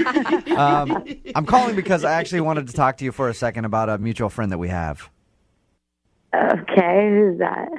It's a guy named Peter. Peter? Yeah. Whoa, Peter's funny. Really? Yeah. So you and Peter went out on a date for Thai food, right? Yeah. Well, he wants to know why you haven't called him back. Oh, my God. He had you call me? Yeah. Yeah. He. That's so weird. I know. It's a little strange. It is kind of weird, but he wants us to ask you why you haven't called him back after your date. I mean, it's just like. Let me ask you this real quick, okay? Did you have fun on the date with Peter? Yeah, I mean, the date itself was cool. It was fine. Okay, then what was the problem? Like, why haven't you called him back? I mean, it sounds kind of dumb. It's just like the whole like way getting there. I mean, this is really embarrassing. But on the way to the date, this kid drives like he's a maniac. Like he thinks he's like secretly a race car driver, and I mean flying, like where I was scared to death. Oh. So, Alice, you're saying that the way that Peter drove made you not want to call him back? Yes, it was like terrifying, and I'm not really scared of anything, honestly. And like this guy is just, I mean, he drove like seriously. He was like in a chase in like a movie. Like I'm like, we are not being filmed. Like, what are you doing? Alice, this is Peter. Oh, Hey. I should have told you that, Alice. I'm sorry. Peter is on the phone with us. Okay, cool. I didn't think it was that bad. I've always considered myself, I guess, more of an offensive driver, so a defensive driver. Offensive? Right. I guess I didn't feel like I was driving that bad. I think you were doing 70 in like a 35. What? Like, yeah. I mean, it's just. See, like, whenever I'm driving, I try to, for safety reasons, keep a cushion sort of around me. And I wasn't doing 70 the entire time. Peter, maybe a minute. Peter, I'm going to stop you right there, okay? It sounds like you and I drive very similarly, and you don't have to use the excuse of trying to keep a cushion around you. You like to drive fast, and you get annoyed with people, and you drive kind of like an a-hole, right? I wouldn't call it like an a-hole, but I mean, I learned how to drive in Los Angeles. Yeah. So. Okay. See, and so did I, and that's why I admit that I drive kind of like an a-hole. But Alice, Peter's driving scared you that much that you don't want to go out with him again. It may sound like a dumb reason to you, but like at every moment I actually thought like someone's gonna smash into us. Not like he's a bad driver, but you can't drive like that here. Yeah. Alice, I think you and me are similar, and I drive kind of slow. But did you ever think of stopping him and saying it made you uncomfortable? I did. I said that on the way there. I was like, hey, I didn't want to like make a big deal about it on the date and ruin the whole date. But I did stop, and I said that on the way there, I was like, hey, whoa, driving a little fast. No, you should slow down. And he's like, like. I guess I didn't feel like she was upset as much as she was just sort of being playful about it. Like it didn't feel like she was mortified or, deathly afraid for her life or whatever. She was just praying in the passenger seat for no reason at all. I was praying silently, I guess. Peter, would you be willing to slow down? If Alice would go out with me again, I will do whatever. If Alice wants to drive the next date, that's fine, Alice. If you want to take the bus, we'll take the bus. Drive slow or whatever. But I really want to go out with you again, and I think, that we can figure it out. Alice, did you have a good time on the date with him? Yeah, I mean, I did. It was totally like a nice evening. It was just like, but the whole date, I was just thinking about, oh my God, I got to get back in the car. All right, how about this? We will pay for you guys to go on a second date. We'll pay for a car to pick you up and take you to the restaurant of your choice. Well, not of your choice. We'll take you to the restaurant of our choice within our budget. But we'll have a car take you there, which might take away from the budget. So it might be a car taking you to McDonald's, but either way, you guys will be safe. Would you go out with him again? Okay, fine. But if you pick me up in a car, that's cool and that'll be date. But then if we want to go out again, the driving's got to change. I'm not every time going to go through this. We'll go do go-karts and see how that goes. Oh, that does not sound smart. Peter's ramming her into the wall. That would be the worst second date idea ever, Peter. Let's go bumper cars. Brooke and Jubal in the morning. It can be really hard to meet women when you're new in town. Oh, you know, especially going out to the bars and stuff like that. A lot of women can be kind of cold to you unless you're willing to pay for it. No, and I've moved around a lot in my life, and if you find the right part of town in the new area that you just moved to and you got, say, $60-$70 in your pocket, women can be very accommodating. Unfortunately, though, Frank, who is on the phone with us right now for a second date update, hasn't found that out yet. Frank, how are you? Hey, I'm good, guys. Yeah, I don't think I've found that part of town yet, and I'm hoping not to. So. Yeah, good. I can help you out. Good. You need any recommendations? I can throw them your way. Jubal's like the Yelp of that area. No, thank you. I'm good, man. So your email said that you're new in town and you're having trouble meeting ladies, and then you finally met a girl to go out with, and now she's not calling you back. What's her name? Her name's Crystal. Crystal, and since you were having trouble meeting ladies, where did you meet Crystal at? Well, I made a friend at my new job, and they had this friend in mind, and they wanted to set it up. So they did all the work, and it was just me showing up. It was very easy. How many times have you gone out to try to meet people since you've been here? 3 times, and it's always ended in failure because it's just it just seems like the women here, and I know I'm new, so I haven't had too much exposure to it. It just seemed very difficult to connect with. It's just a little bit colder, a little bit. I don't know what it is. I'm still trying to put my finger on it. I don't get it. Have you tried walking up behind him and tapping him on the shoulder and just going, "Hey, new in town, let's go back to my place"? Not yet. Is that what I should do? No, don't do that. Don't do anything that he says. Anything he says, do the opposite. All right. So the date was obviously good because you want to talk to this girl again.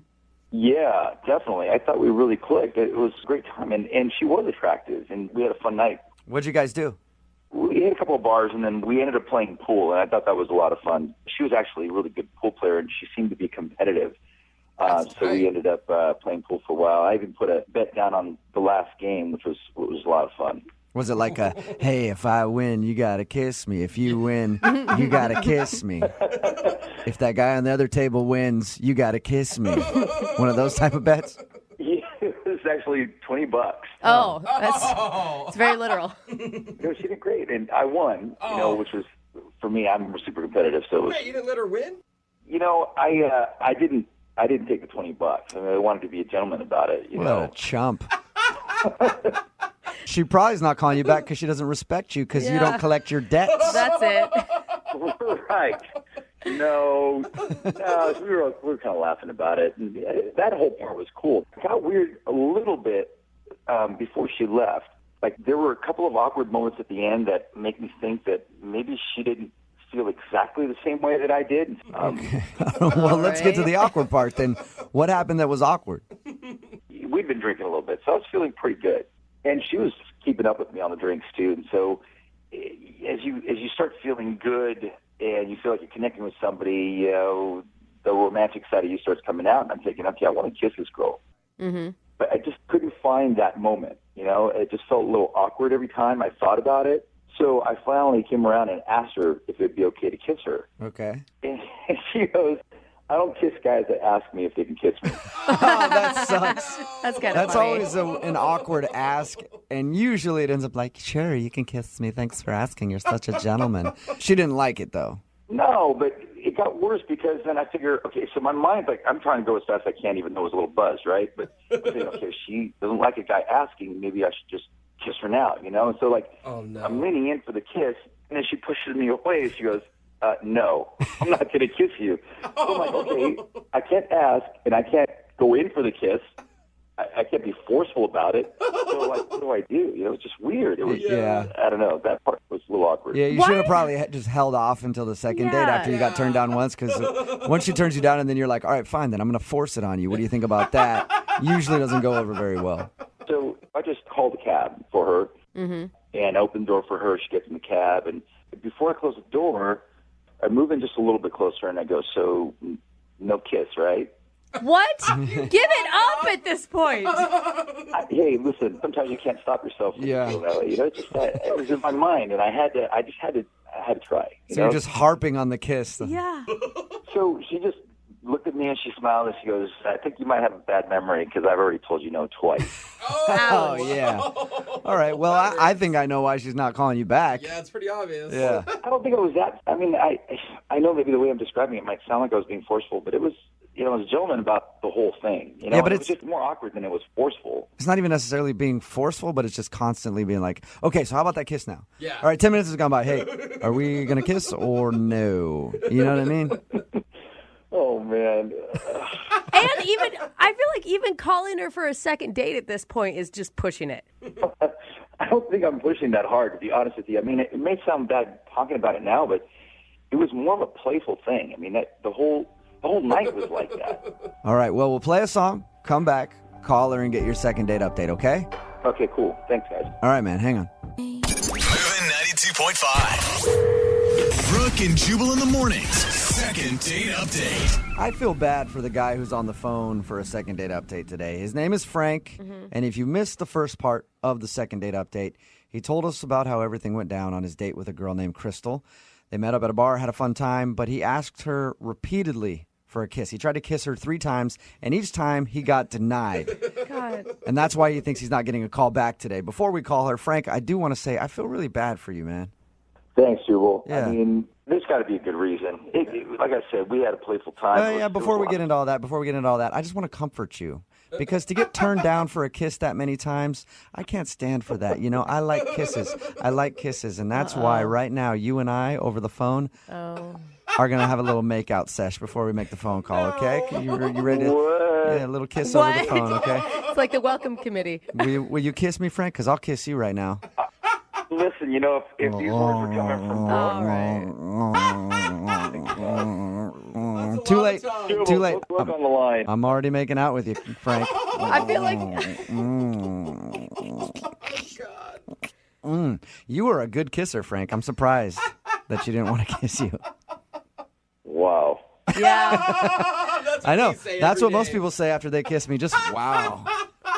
Speechless. Poor Frank. He just moved to town. Welcome to town, Frank. Sorry, dude. He's kind of special. All right, Frank. I'm going to dial the phone number right now. Get her on the phone and see if it was your incessant trying to kiss her that is causing her not to call you back. All right?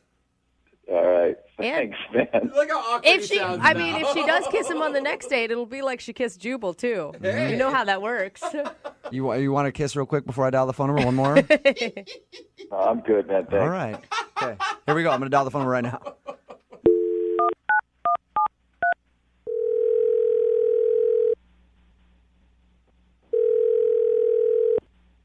Hello. Hi, I was looking for Crystal. Speaking. Who's this? Hey, Crystal, how are you? This is Jubal from Brooke and Jubal in the morning. I'm fine. Who is this again? This is Jubal from Brooke and Jubal in the morning, the radio show. Did I win something? No, you did not win anything, but I do want to talk to you for a second about a date that you recently went on. I'm sorry. Wait, you need to talk to me about a date that I went on? Yeah. We do a segment on our show called The Second Date Update, and somebody recently emailed us about you. Someone emailed you about me. Yes. And so you're calling me to ask me what? Why you're not calling him back. His name is Frank. Do you remember going out with a guy named Frank? Yes, I do. Okay. So Frank told us that he likes you a lot. He told us a little bit about your date and said that he would really like to see you again, but you're not calling him back. Is there a particular reason? Oh, there's a reason. All right. Was it the fact that he tried to kiss you like 1,700 times on your date? That definitely played a part. There was more to it, not just that. You have a few minutes to tell us what the more to it is? I don't mind. I really do have something else I have to do, but he probably should know anyways. If you guys should just pass that to him. Yeah. Pass what to him? The reason. What is the reason? Well, he has a fragrance about him. A fragrance. That's usually not a good cologne type of smell when you word it like that. It's definitely not a cologne, and it's definitely not a good one. Yeah. So is it just body odor? What is it? I don't know what it is, but it is very strong. Do you have is there anything you can compare it to? Oh, absolutely nothing. Nothing. It's probably the strongest thing I have ever smelled in my life. So he smelled weird. That's probably why you turned him down for so many kisses, huh? I didn't even want to be within 100 yards of him. Yeah. Why'd you? You know, I got to jump in. This is ridiculous what I'm hearing right now. Wow. Totally ridiculous. Who is this? That is Frank, Crystal. He's actually on the other line listening. Yeah, and I'm not happy. So wait a minute. I'm You gonna had hear him this. on the phone the whole time, and we're just sitting here? Yeah. I was going to tell you that a little later, but then Frank decided to jump in, so. Great. Here we go. No, I can't believe you're saying that. I don't smell. Okay. So I really don't have a lot of time, really, to talk about this, but I'm just going to say, to be honest with you, maybe you were nervous before. Maybe your deodorant doesn't work. Maybe you need something stronger. I don't know. But when you gave me a high five, you literally almost knocked me out unconscious. Whoa. What? True story. True Yeah, I story. need So help with this. if It's you're really wondering ugly why, stuff right that now. is definitely the reason. You probably should bathe thoroughly before a date. Just saying. I have nothing else to say. It's pretty clear. I thought it was clear that I was like 9,000 cars away from you when you tried to give me a kiss. So I'm really done. You don't sound remorseful. Like, you're not being very nice about approaching his smell, though. Because it's ridiculous. And honestly, I'm not going to sit here on the radio. I'm already blindsided by being on the radio already. And it was very clear that I wasn't really interested after he tried to kiss me 411,000 times. And I said no. So and now, since he's putting me in a position, now I have to be firm to let you know if we're looking for a second date, an 11th date, a 12th date, a 1,000th date, it's the exact same reason. It's no all day long. So there we go. I have to go. Sorry, guys. Thanks for calling. I got to go. Bye. Whoa. That was direct. It's pretty, blunt and to the point. Yeah. Hey, Frank, I don't think you're getting a second date. Ouch. Has anyone ever commented on your smell before, Frank? Okay, look, I'm going to give it to you guys straight, all right? I'm not like one of those sissy boys that walks around smelling like freaking cucumbers and strawberries, okay? That's not me, man. That's just not what I do. You know, I don't shower every day for a reason. It's unhealthy. So if that's what she's referring to... Wait, did you say you don't shower every day? Yeah, I mean, it's scientifically proven that if you shower every day, you're stripping your body because the skin is a protective layer, right? It's not meant to be washed off every day or scrubbed off every day. He's actually right. You know? So, Yeah, We're I've heard obsessed those, in this country I've heard with- those studies, but you know what? I still take like 3 or 4 showers a day because I don't give a shit. I'd rather not smell. You don't smell if you don't shower for 1 or 2 days. Oh, no, you do, Brooke. No, whatever. Believe me, I will shower I work- twice a week. That's plenty. I work with you. Trust me. There have been some occasions where I'm like, whoa, somebody's a little ripe today. It's fine. I smell like I smell. I don't smell like ass. It's just natural musk. It's human pheromone. Smells like a man. There are women that are attracted to my pheromone type. It's been proven. I mean, I know women that gravitate towards me just because of my natural smell. Maybe. It's a Frank smell. It's me. The Frank It's smell. the Frank smell. Oh, the Frank. How often do you shower then? I mean, I feel like I have a calendar, but maybe every 10 to 14 days or so. Okay, that's even a lot for me. Yeah, I'm not going to lie on that one. You have to smell a little bit Yeah. He's fully embraced the What? theory. Listen, it's just me. It's natural. It's naturally Frank. It's just my scent, guys. I have a scent, just like everybody does. Yeah. Normal. Okay, well, I guess that's why she's not calling you back. She didn't like your scent. Yes, I just have to leave it up to a woman that gets it, man. This is a tough town, guys. It really is a tough town. I Tough don't get town. it. Showers way too much. Yeah. Or maybe that's why women aren't talking to you in the bars when you go out. You ever think of that? No, it's kind of. This is a one-time thing. I've never heard somebody go off like this about my smell. Crystal obviously is just off her rocker. She sounds crazy to me, but you know what? No matter what, it is a second date update, so I have to ask the question. Hey, Crystal, even though you hung up, would you like to go out on a second date with Frank? We will pay for it. No, I don't want to because Frank smells funny, stinky.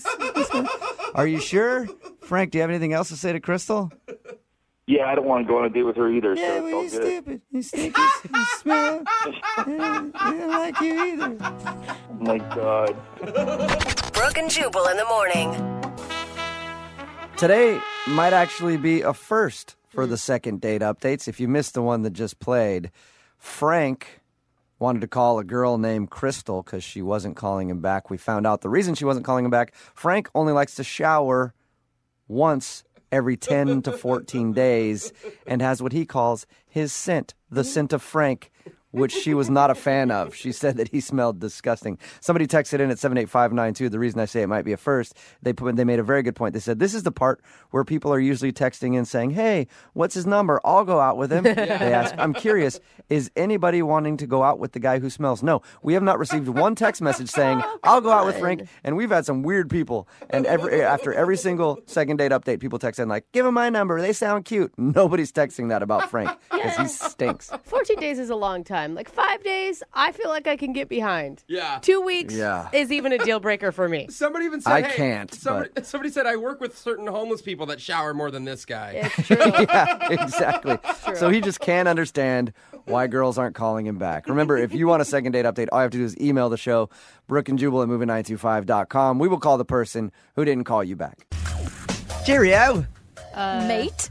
Is everyone ready for the second date update? Not if you're going to talk like that. It's Brooke and Jubal in the morning, moving 92.5. Why am I speaking in a horrible British accent? Oh, that's what that was. Yeah, because Jackie met George at a bar. Yeah. And George happens to be a sexy Englishman. Oh, man.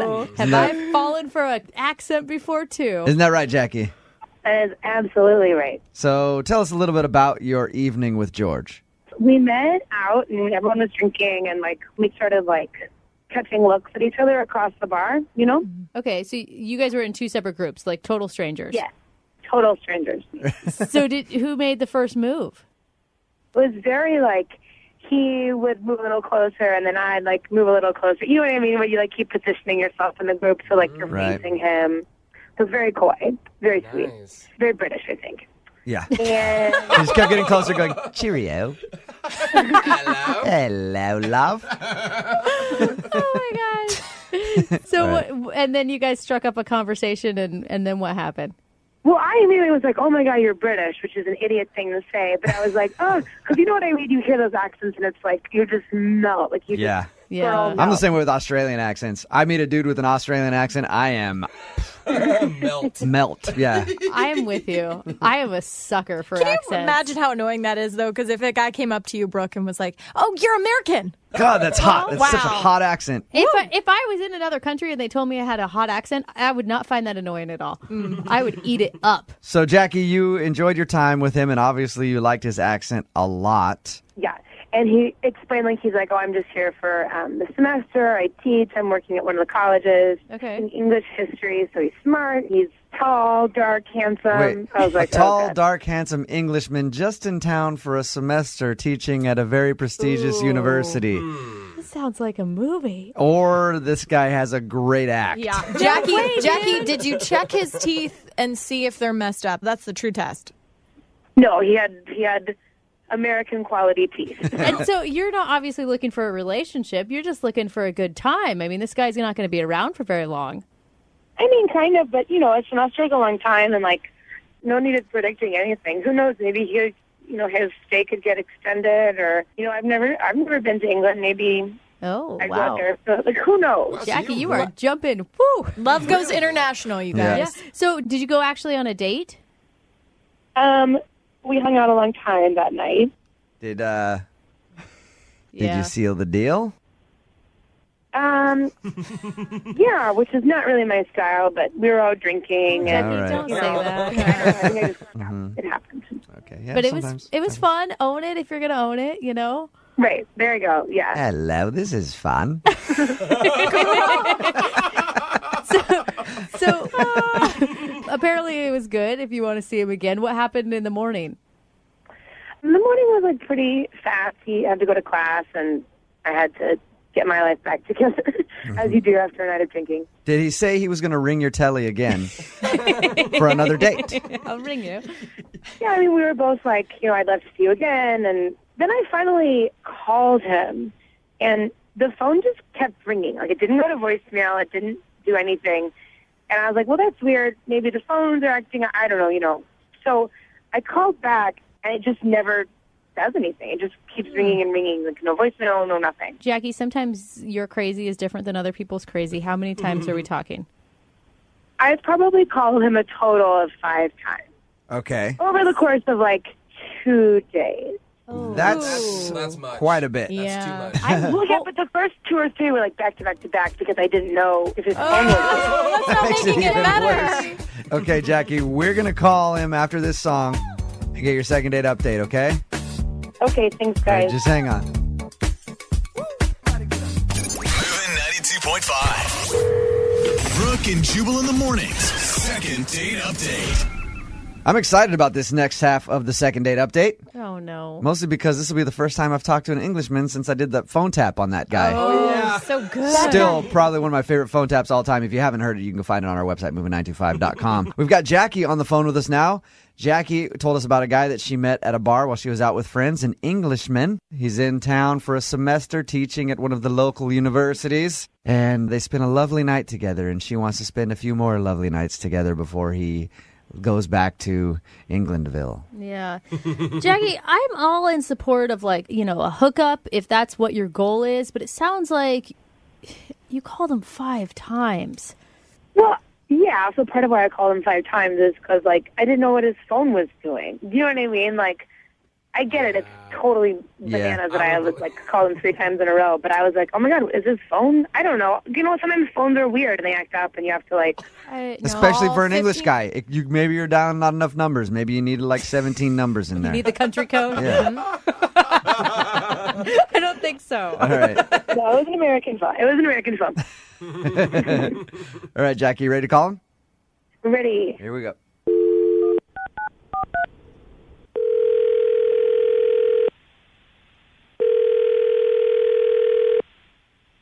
Hello. Hi, can I speak to George, please? George speaking. Hey, George, this is Jubal from Brooke and Jubal in the Morning. I'm moving 92.5. How are you? All right. Listen, we host a local morning show in town here in Seattle. I'm sure you probably have heard of us. I know we're big across the pond. No, I'm sorry. I never heard of you. No? Okay. Well, we have a local morning show here, and you went out with a girl on a date who's a friend of mine, and she's been trying to get a hold of you because she'd love to see you again, but you're not answering her phone calls, so she asked me to call you for her. All right. Actually, what was her name? Her name was Jackie. You met her at a bar a little while ago? Oh, yes. Yes, Jackie. Mm-hmm. Well, she's just curious why you don't want to see her again, or if you do want to see her again. I do want to see her again. I've just been very busy. I mean, we had a wonderful night that night. I saw her across the bar, and she was lovely, and we got on quite well. I actually liked her. It's been hard to answer this line. So there's no other reason why you're not calling her back. You've just been busy. Oh, yes. Teaching classes during the day, and then at night, and it's very hard to get social. Hey, George. What? I need to be honest with you. Yep. We're a show that does our homework. Mm-hmm. Yes. And before we call anybody, we try to find out as much as we can about them. Right. Okay. That's why my producer Boyd, looked up all your information, checked around at the university that you claim to be working at. Oh, no. And found no record of an English guy with your name being employed there for the semester. George! What?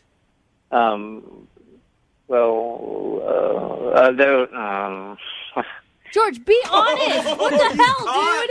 Red-handed. Did you put on a whole act just to get a girl in bed or what? Okay, listen. All right, my name's not George. I knew it! You sounded too much like a character from Clue and not enough like a real English person. Oh, you big fat liar, George. Well, my brothers and I and my friends, we use the accent because, it helps. It helps to pick up chicks. Yeah. My name's actually Kevin.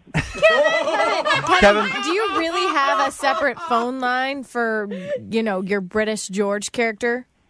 Yeah, this is my British phone.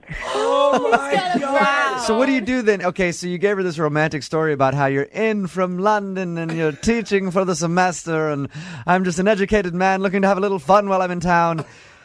Who are you? Who are you, Kevin? Well, I actually live in town. I live by the airport. Okay. And I work at Target.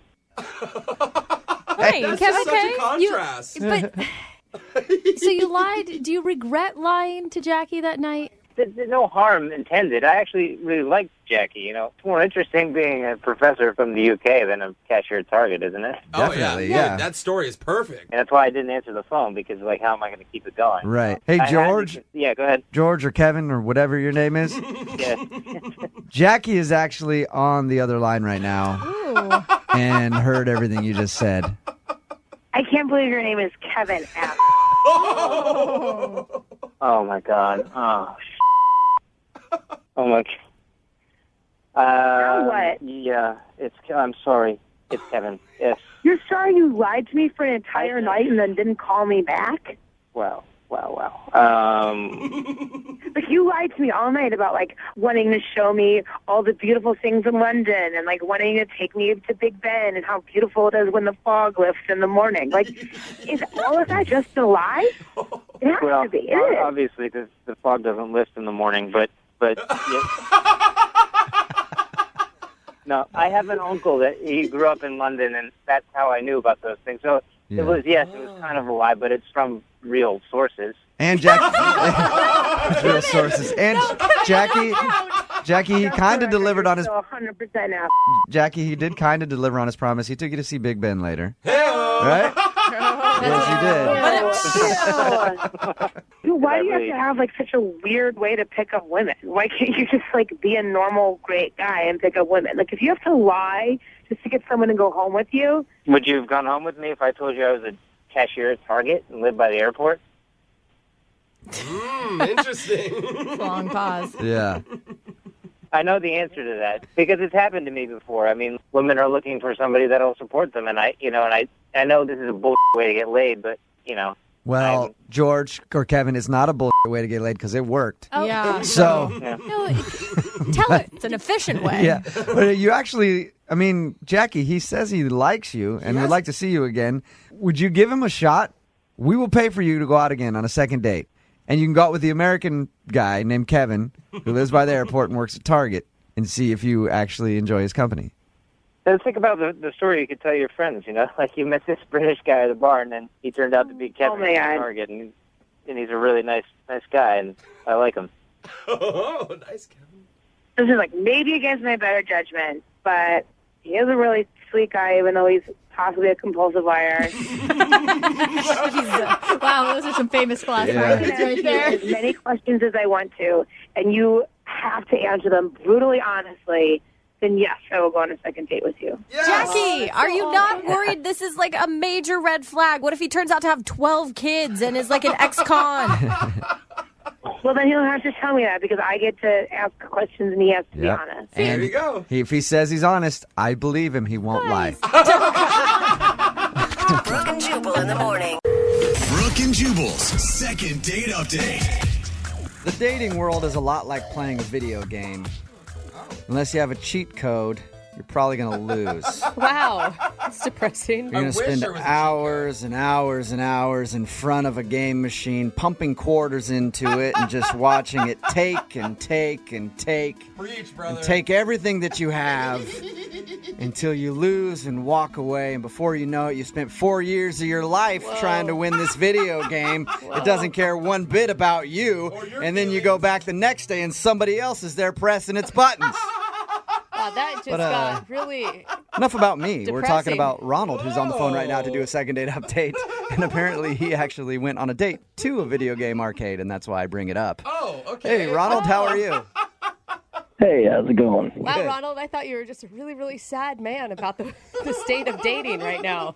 Yeah, that's kind of his issue. That's completely different than what I experienced. Okay, good. There is hope out there for some people. That's a Jubal flashback. Yeah. Yeah. So your email said that you went out with a girl to a video game arcade. Before we get into that, how did you meet her? I actually met her on a new dating application I was trying out. Friend told me about it. A dating application. Fancy. Well, you guys would probably know it as an app. App is short for applications. Yeah, thank you. Thanks, man. Appreciate it. I didn't know that. Yeah. So, all right, so you met her on this dating application. Did you guys talk a bunch before you went out, or did you just kind of meet and then go out?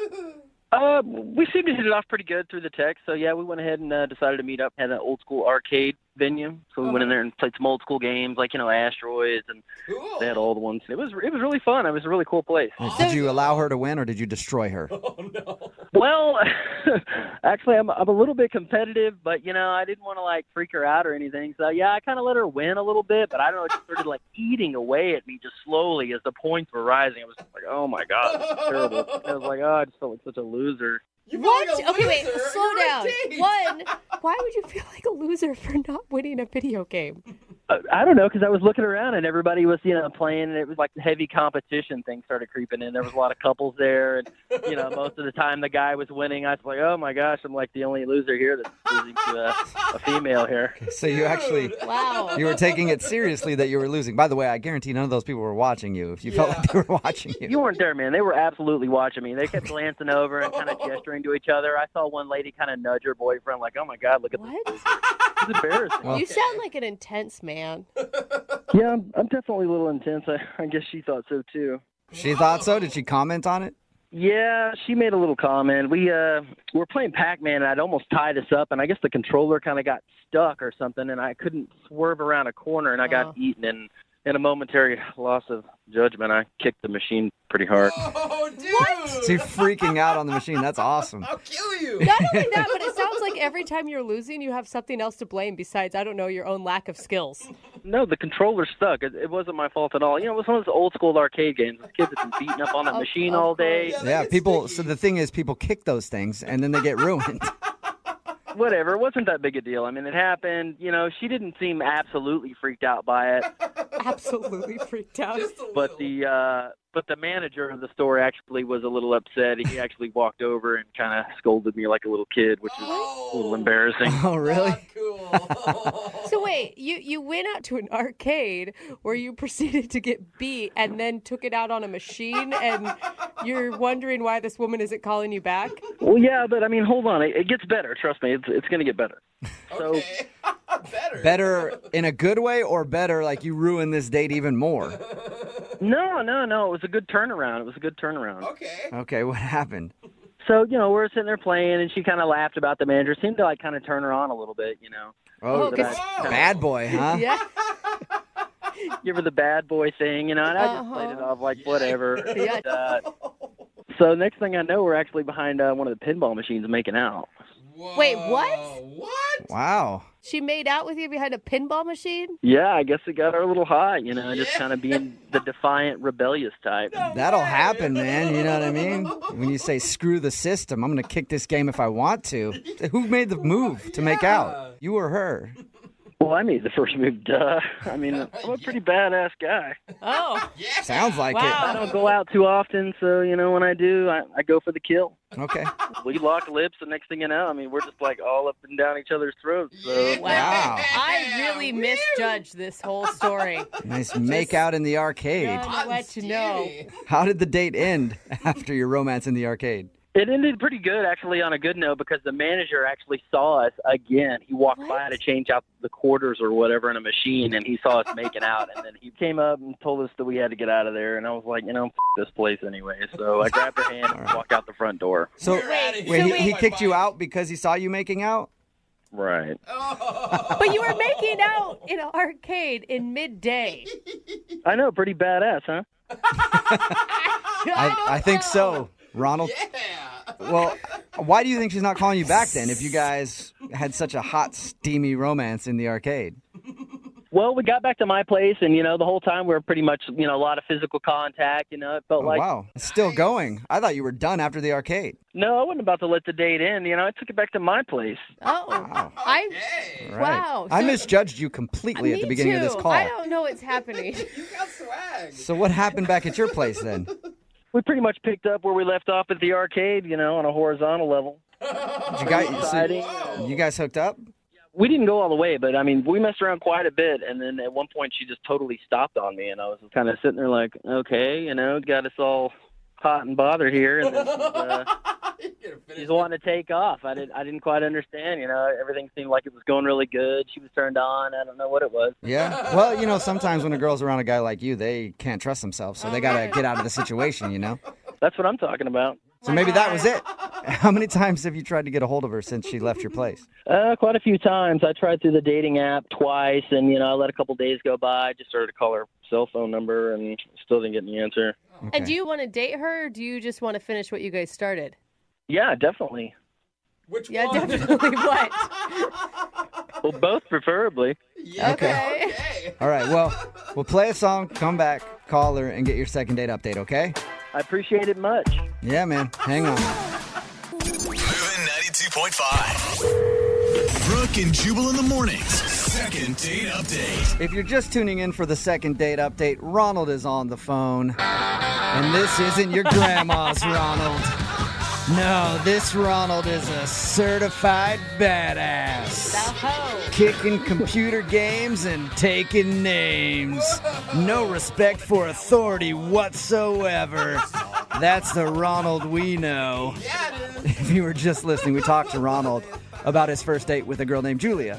They went out, they went to an arcade. He got in trouble because he kicked one of the video games there, and the manager said, hey, don't kick our video games. And then he got up from that video game with his date and then pushed her against a pinball machine. They started making out, and then they got kicked out of the arcade for making out. But it didn't stop there. They went back to his house and even made out a little bit more on his bed before she just couldn't take anymore and had to leave. All right, Ronald, are you ready to give her a call and find out why she would stop the action? Yeah, absolutely. Yeah. I'm not even going to guess on this one because I thought for sure it was because you were kind of a lunatic when it came to video games and she didn't like you, but she ended up back at your place. So I know nothing. I know how to bring him home. What can I say? Yeah, apparently you do, sir. That's right, Ronald. Let's do this. Let's see why she wouldn't be calling you back, big dog. I know you're just joking, but real life, I'm kind of a badass. Okay. I know. I'm not saying that you're not, Ronald. I just think that should be your theme song. Okay, here we go. I'm going to dial her phone number. Dial her up. Let's quit around. Let's do this. Let's do it. Okay, Ronald means business. Here we go.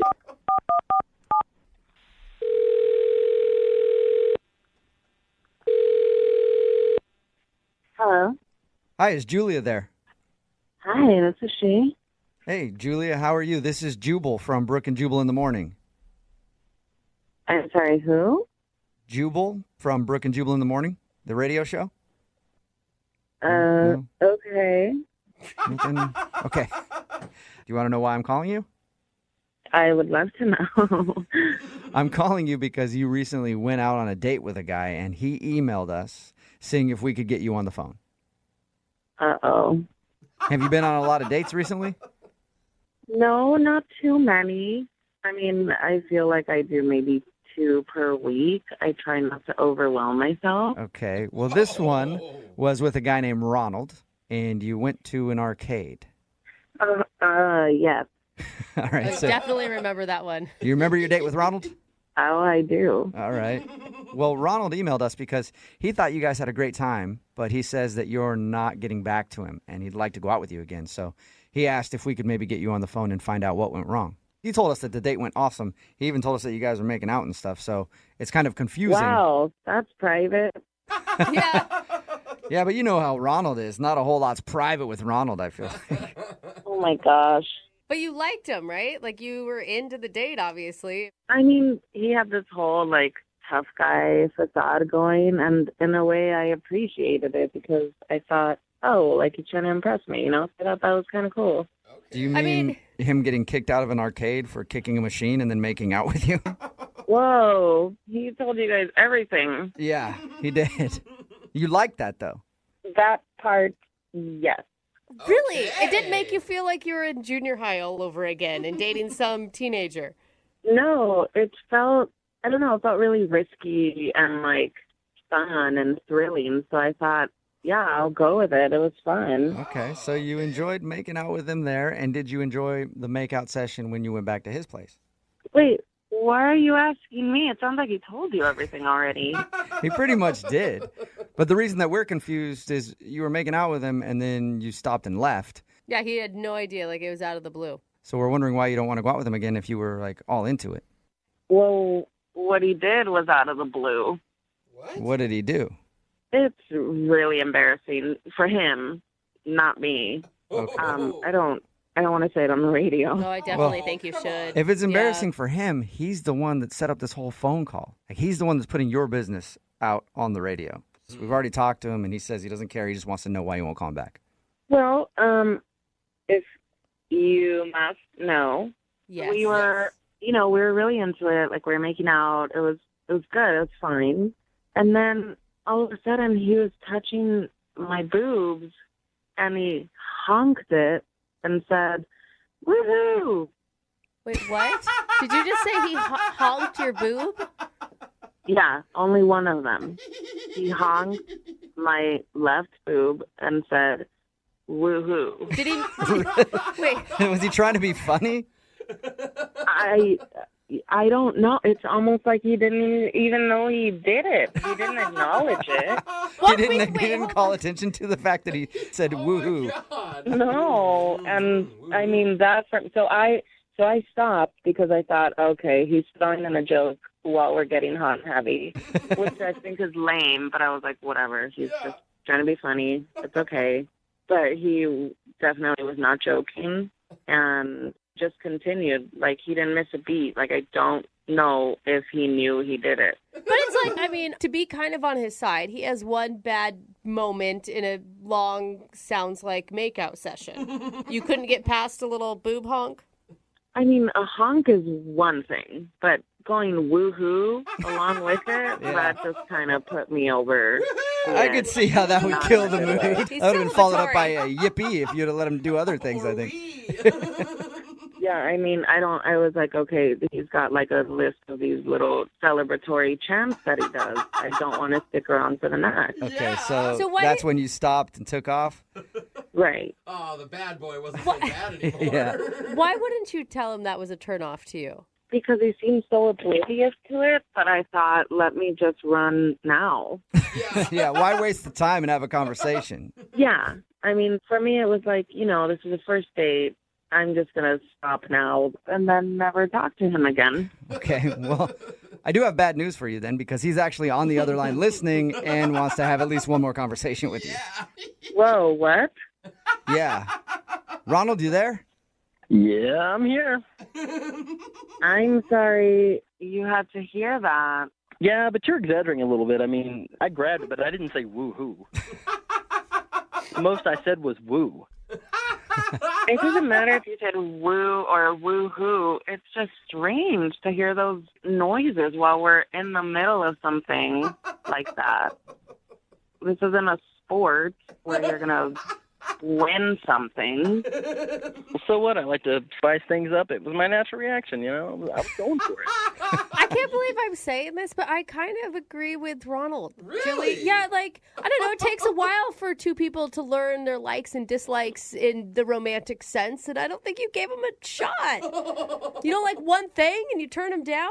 I mean, maybe we're just different. If you would have had Ronald making out with you, honk your boob, yell woohoo, would you have gone on a second date with him? There's a lot of reasons that I wouldn't have gone out with Ronald to begin with. But if I got to a point where he's honking my boob and I didn't like it, I mean, I would have told him and we probably would have continued making out. I don't know. If he said woohoo in the middle of, yeah, right. That's an excited thing. It's not like he was disappointed.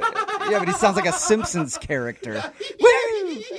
Like you guys are making fun of it, but she was into it at the time, She was moaning, like, So, yeah, I went for it. Wow. That wasn't moaning. That was me trying to hold back my vomit. Okay. Whatever. You liked it. Chemistry is All good right. here. Well, Julia, I would love to ask you this question. Would you like to go out on a second date with Ronald? We will pay for it. I'm going to go with no. Oh, No? that's so weird. Really? Maybe grab your butt and get a Zoiks out of the whole deal. Oh, gosh. Definitely not. I really don't want to feel like I'm on an episode of Mickey Mouse. All right. Well, thank you for talking to us and being honest with us about your date. I appreciate that, Julia. Sure. Thank you. You're welcome. And Ronald, I'm sorry. No second date for you. That's all right. I can honk on somebody else. Oh, wow. All right. Get after it then, Ronnie. Brooke and Jubal in the morning. I'm going to text in at 78592 that says, I'm definitely over my quota today for hearing the term honk my boob. It's Brooke and Jubal in the morning talking about today's second date update. If you missed it, Ronnie, as I like to call him, is a badass. Yeah, he is. And he wanted to call a girl named Julia who wasn't calling him back after their date. They went to an arcade, and Ronald talked about how cool he was when he got upset at playing Pac-Man and then kicked the machine. And the owner of the place came over and said, hey, please don't do that. And then he was like, dude, I was just showing her that I didn't care about anything. I don't care about authority. And then He pushed her up against the machine and started making out with her, which she liked. Yeah. And then they got kicked out of the place, basically. And he was like, dude, she was totally into me because I'm a badass. Well, it turns out she wasn't calling him back because when they got back to his place, they were messing around a little bit.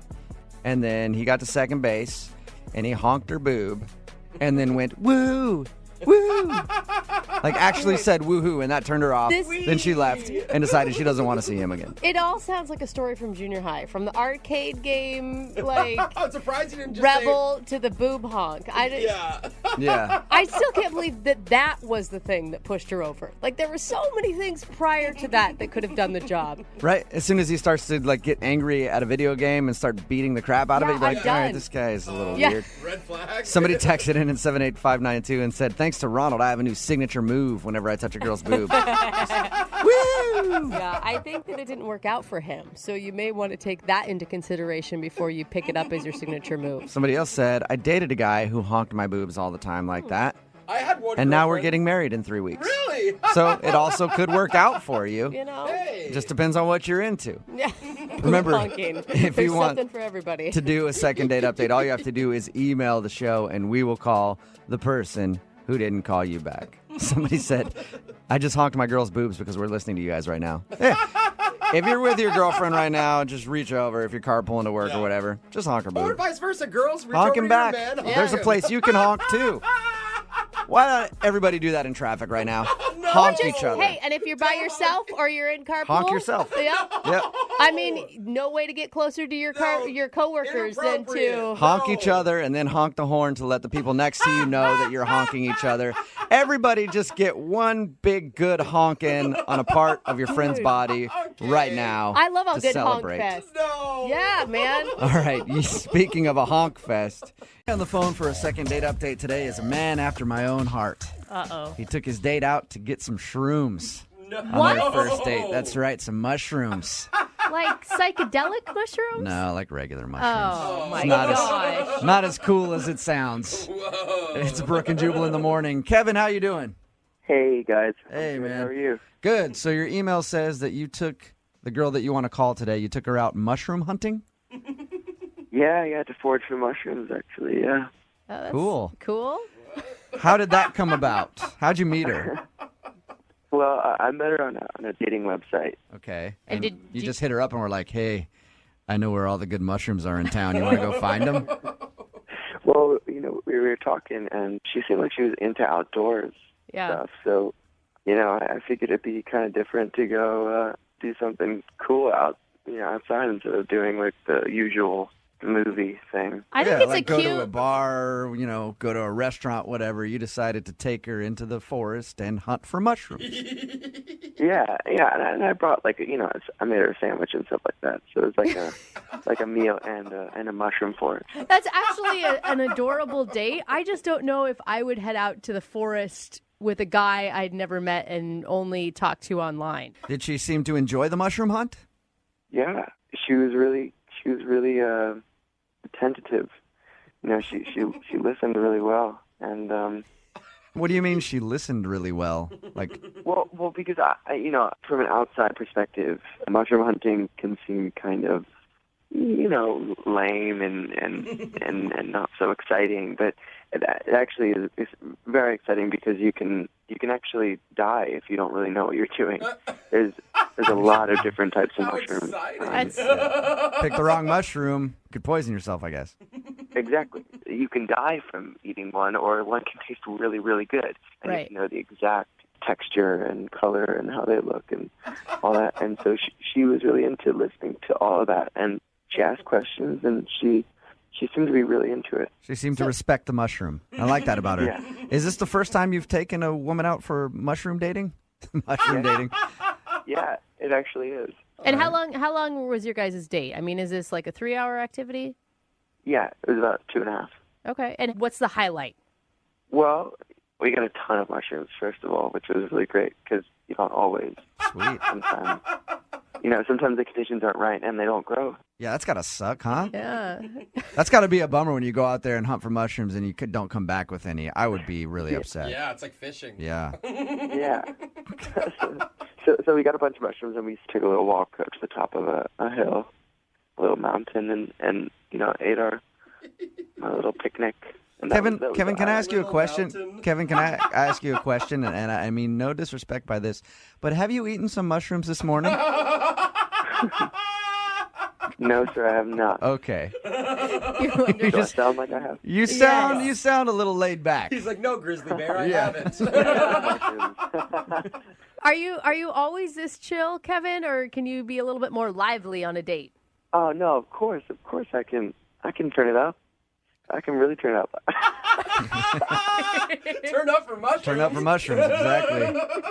All right, so mushrooms aside, why do you think she's not calling you back? I don't know.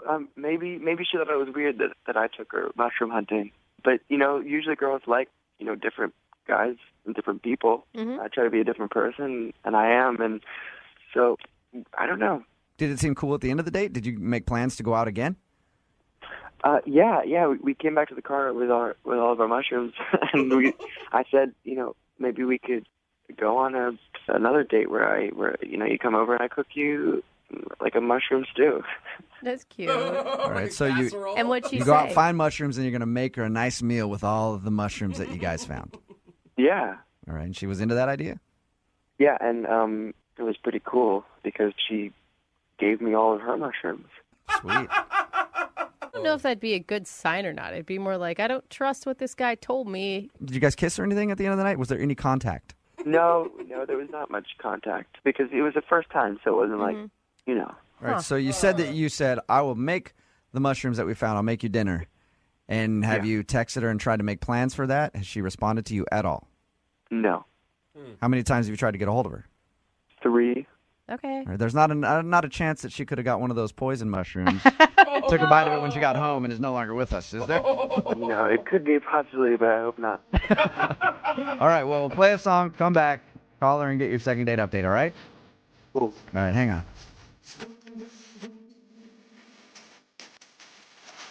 Moving 92.5. Brooke and Jubal in the morning. Second date update. Ladies and gentlemen, it's an honor to have a celebrity joining us for today's second date update. His name is Kevin, the Mushroom Hunter. He's hunted mushrooms from far and wide. He can take down any mushroom anywhere, from a giant portobello to a small, tasty shiitake.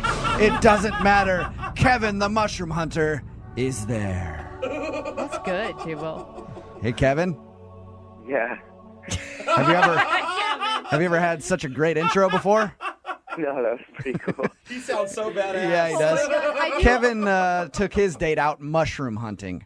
He met her online. They went out to forage for some mushrooms. He thinks that she had a good time. At the end of the date, she actually gave him the mushrooms that she found, and he said, well, maybe on the next date we can cook these mushrooms in a nice dinner. And she said, yeah, but he hasn't heard anything from her. So we're about to call Julia and get her on the phone and find out why she would refuse a date from Kevin, the Mushroom Hunter. No woman can turn him down. All right, Kevin. Any last thoughts before we call Julia? No, I'm okay. All right, cool. Well, I'm going to dial the phone number right now, see if we can get her on the phone and get your second date update, okay? Perfect. Here we go.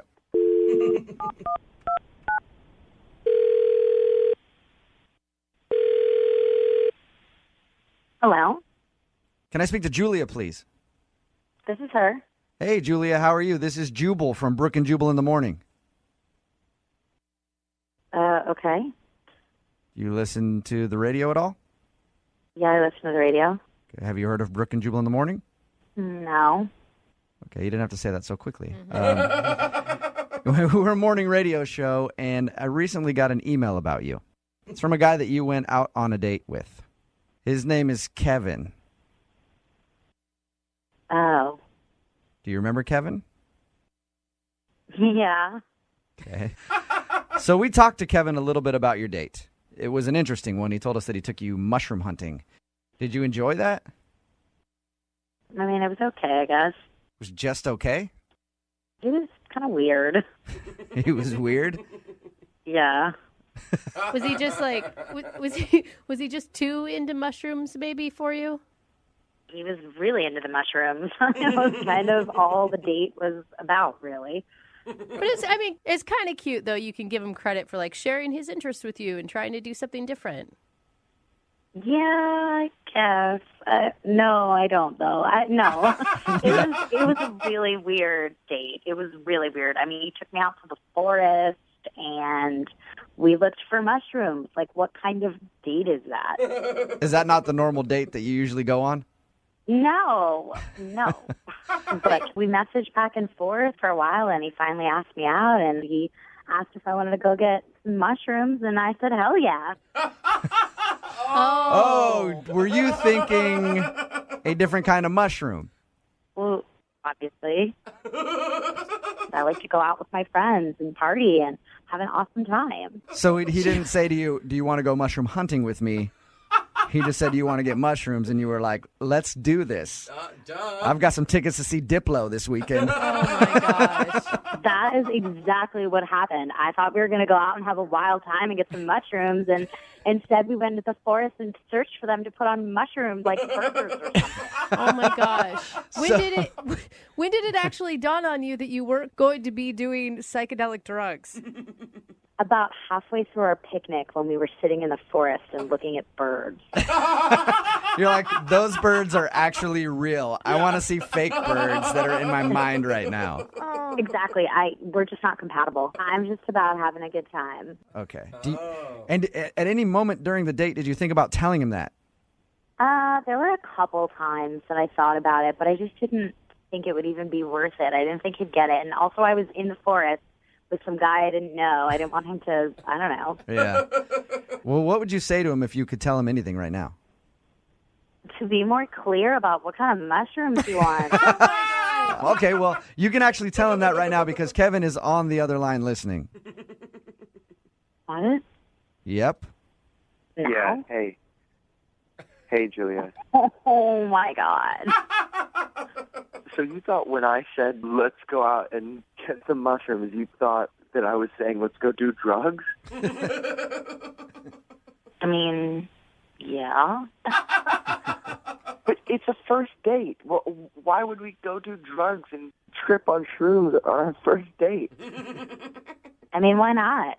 I like your attitude. Why not? I love to go out and have fun. I mean, I've said that. I thought you got that. I had absolutely no idea that's what you wanted. It's fine. I'm into doing my fun things, and you're into doing your stuff. Well, just because I don't do shrooms doesn't mean I'm not fun. I'm definitely fun. Really? Prove it. What is your idea of fun? Going in the forest? I just think you don't understand me because I am actually a lot of fun. Every weekend I actually go bowling with my childhood friends. And, you know, we get beer and we get a couple pictures and, you know, I do fun stuff too. You go bowling and take pictures and that's fun. Okay. I didn't say pictures. I said pictures of beer. We get crazy. Really crazy at the bowling alley, huh? Okay.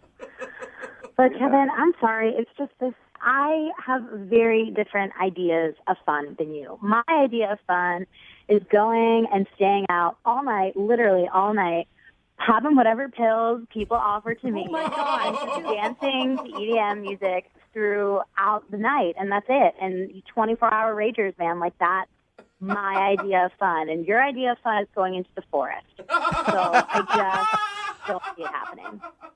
I stay up late too. I can stay up late on you know, I can do 24-hour parties. It doesn't sound like it, Kevin. No, it's not a bad thing. That's just you. Just be you. That's fine. I do have to ask, Julia, would you like to go out on a second date with Kevin? We'll pay for it. No, that's okay. Okay, that doesn't really surprise me very much. Kevin, are you okay with that? I mean, I guess I am okay with that.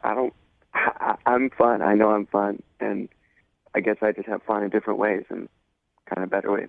All right, Kevin. Well, that second date didn't work out for you. I'm sorry about it. But there is a girl out there who will like to hunt for mushrooms with you, I'm sure. Okay? Yeah, I know there is. All right. There's lots of them. In the meantime, I do have somebody I'd like to introduce you to that I think you might click with very well. Nice. Her name is Molly. Brooke and Jubal in the morning.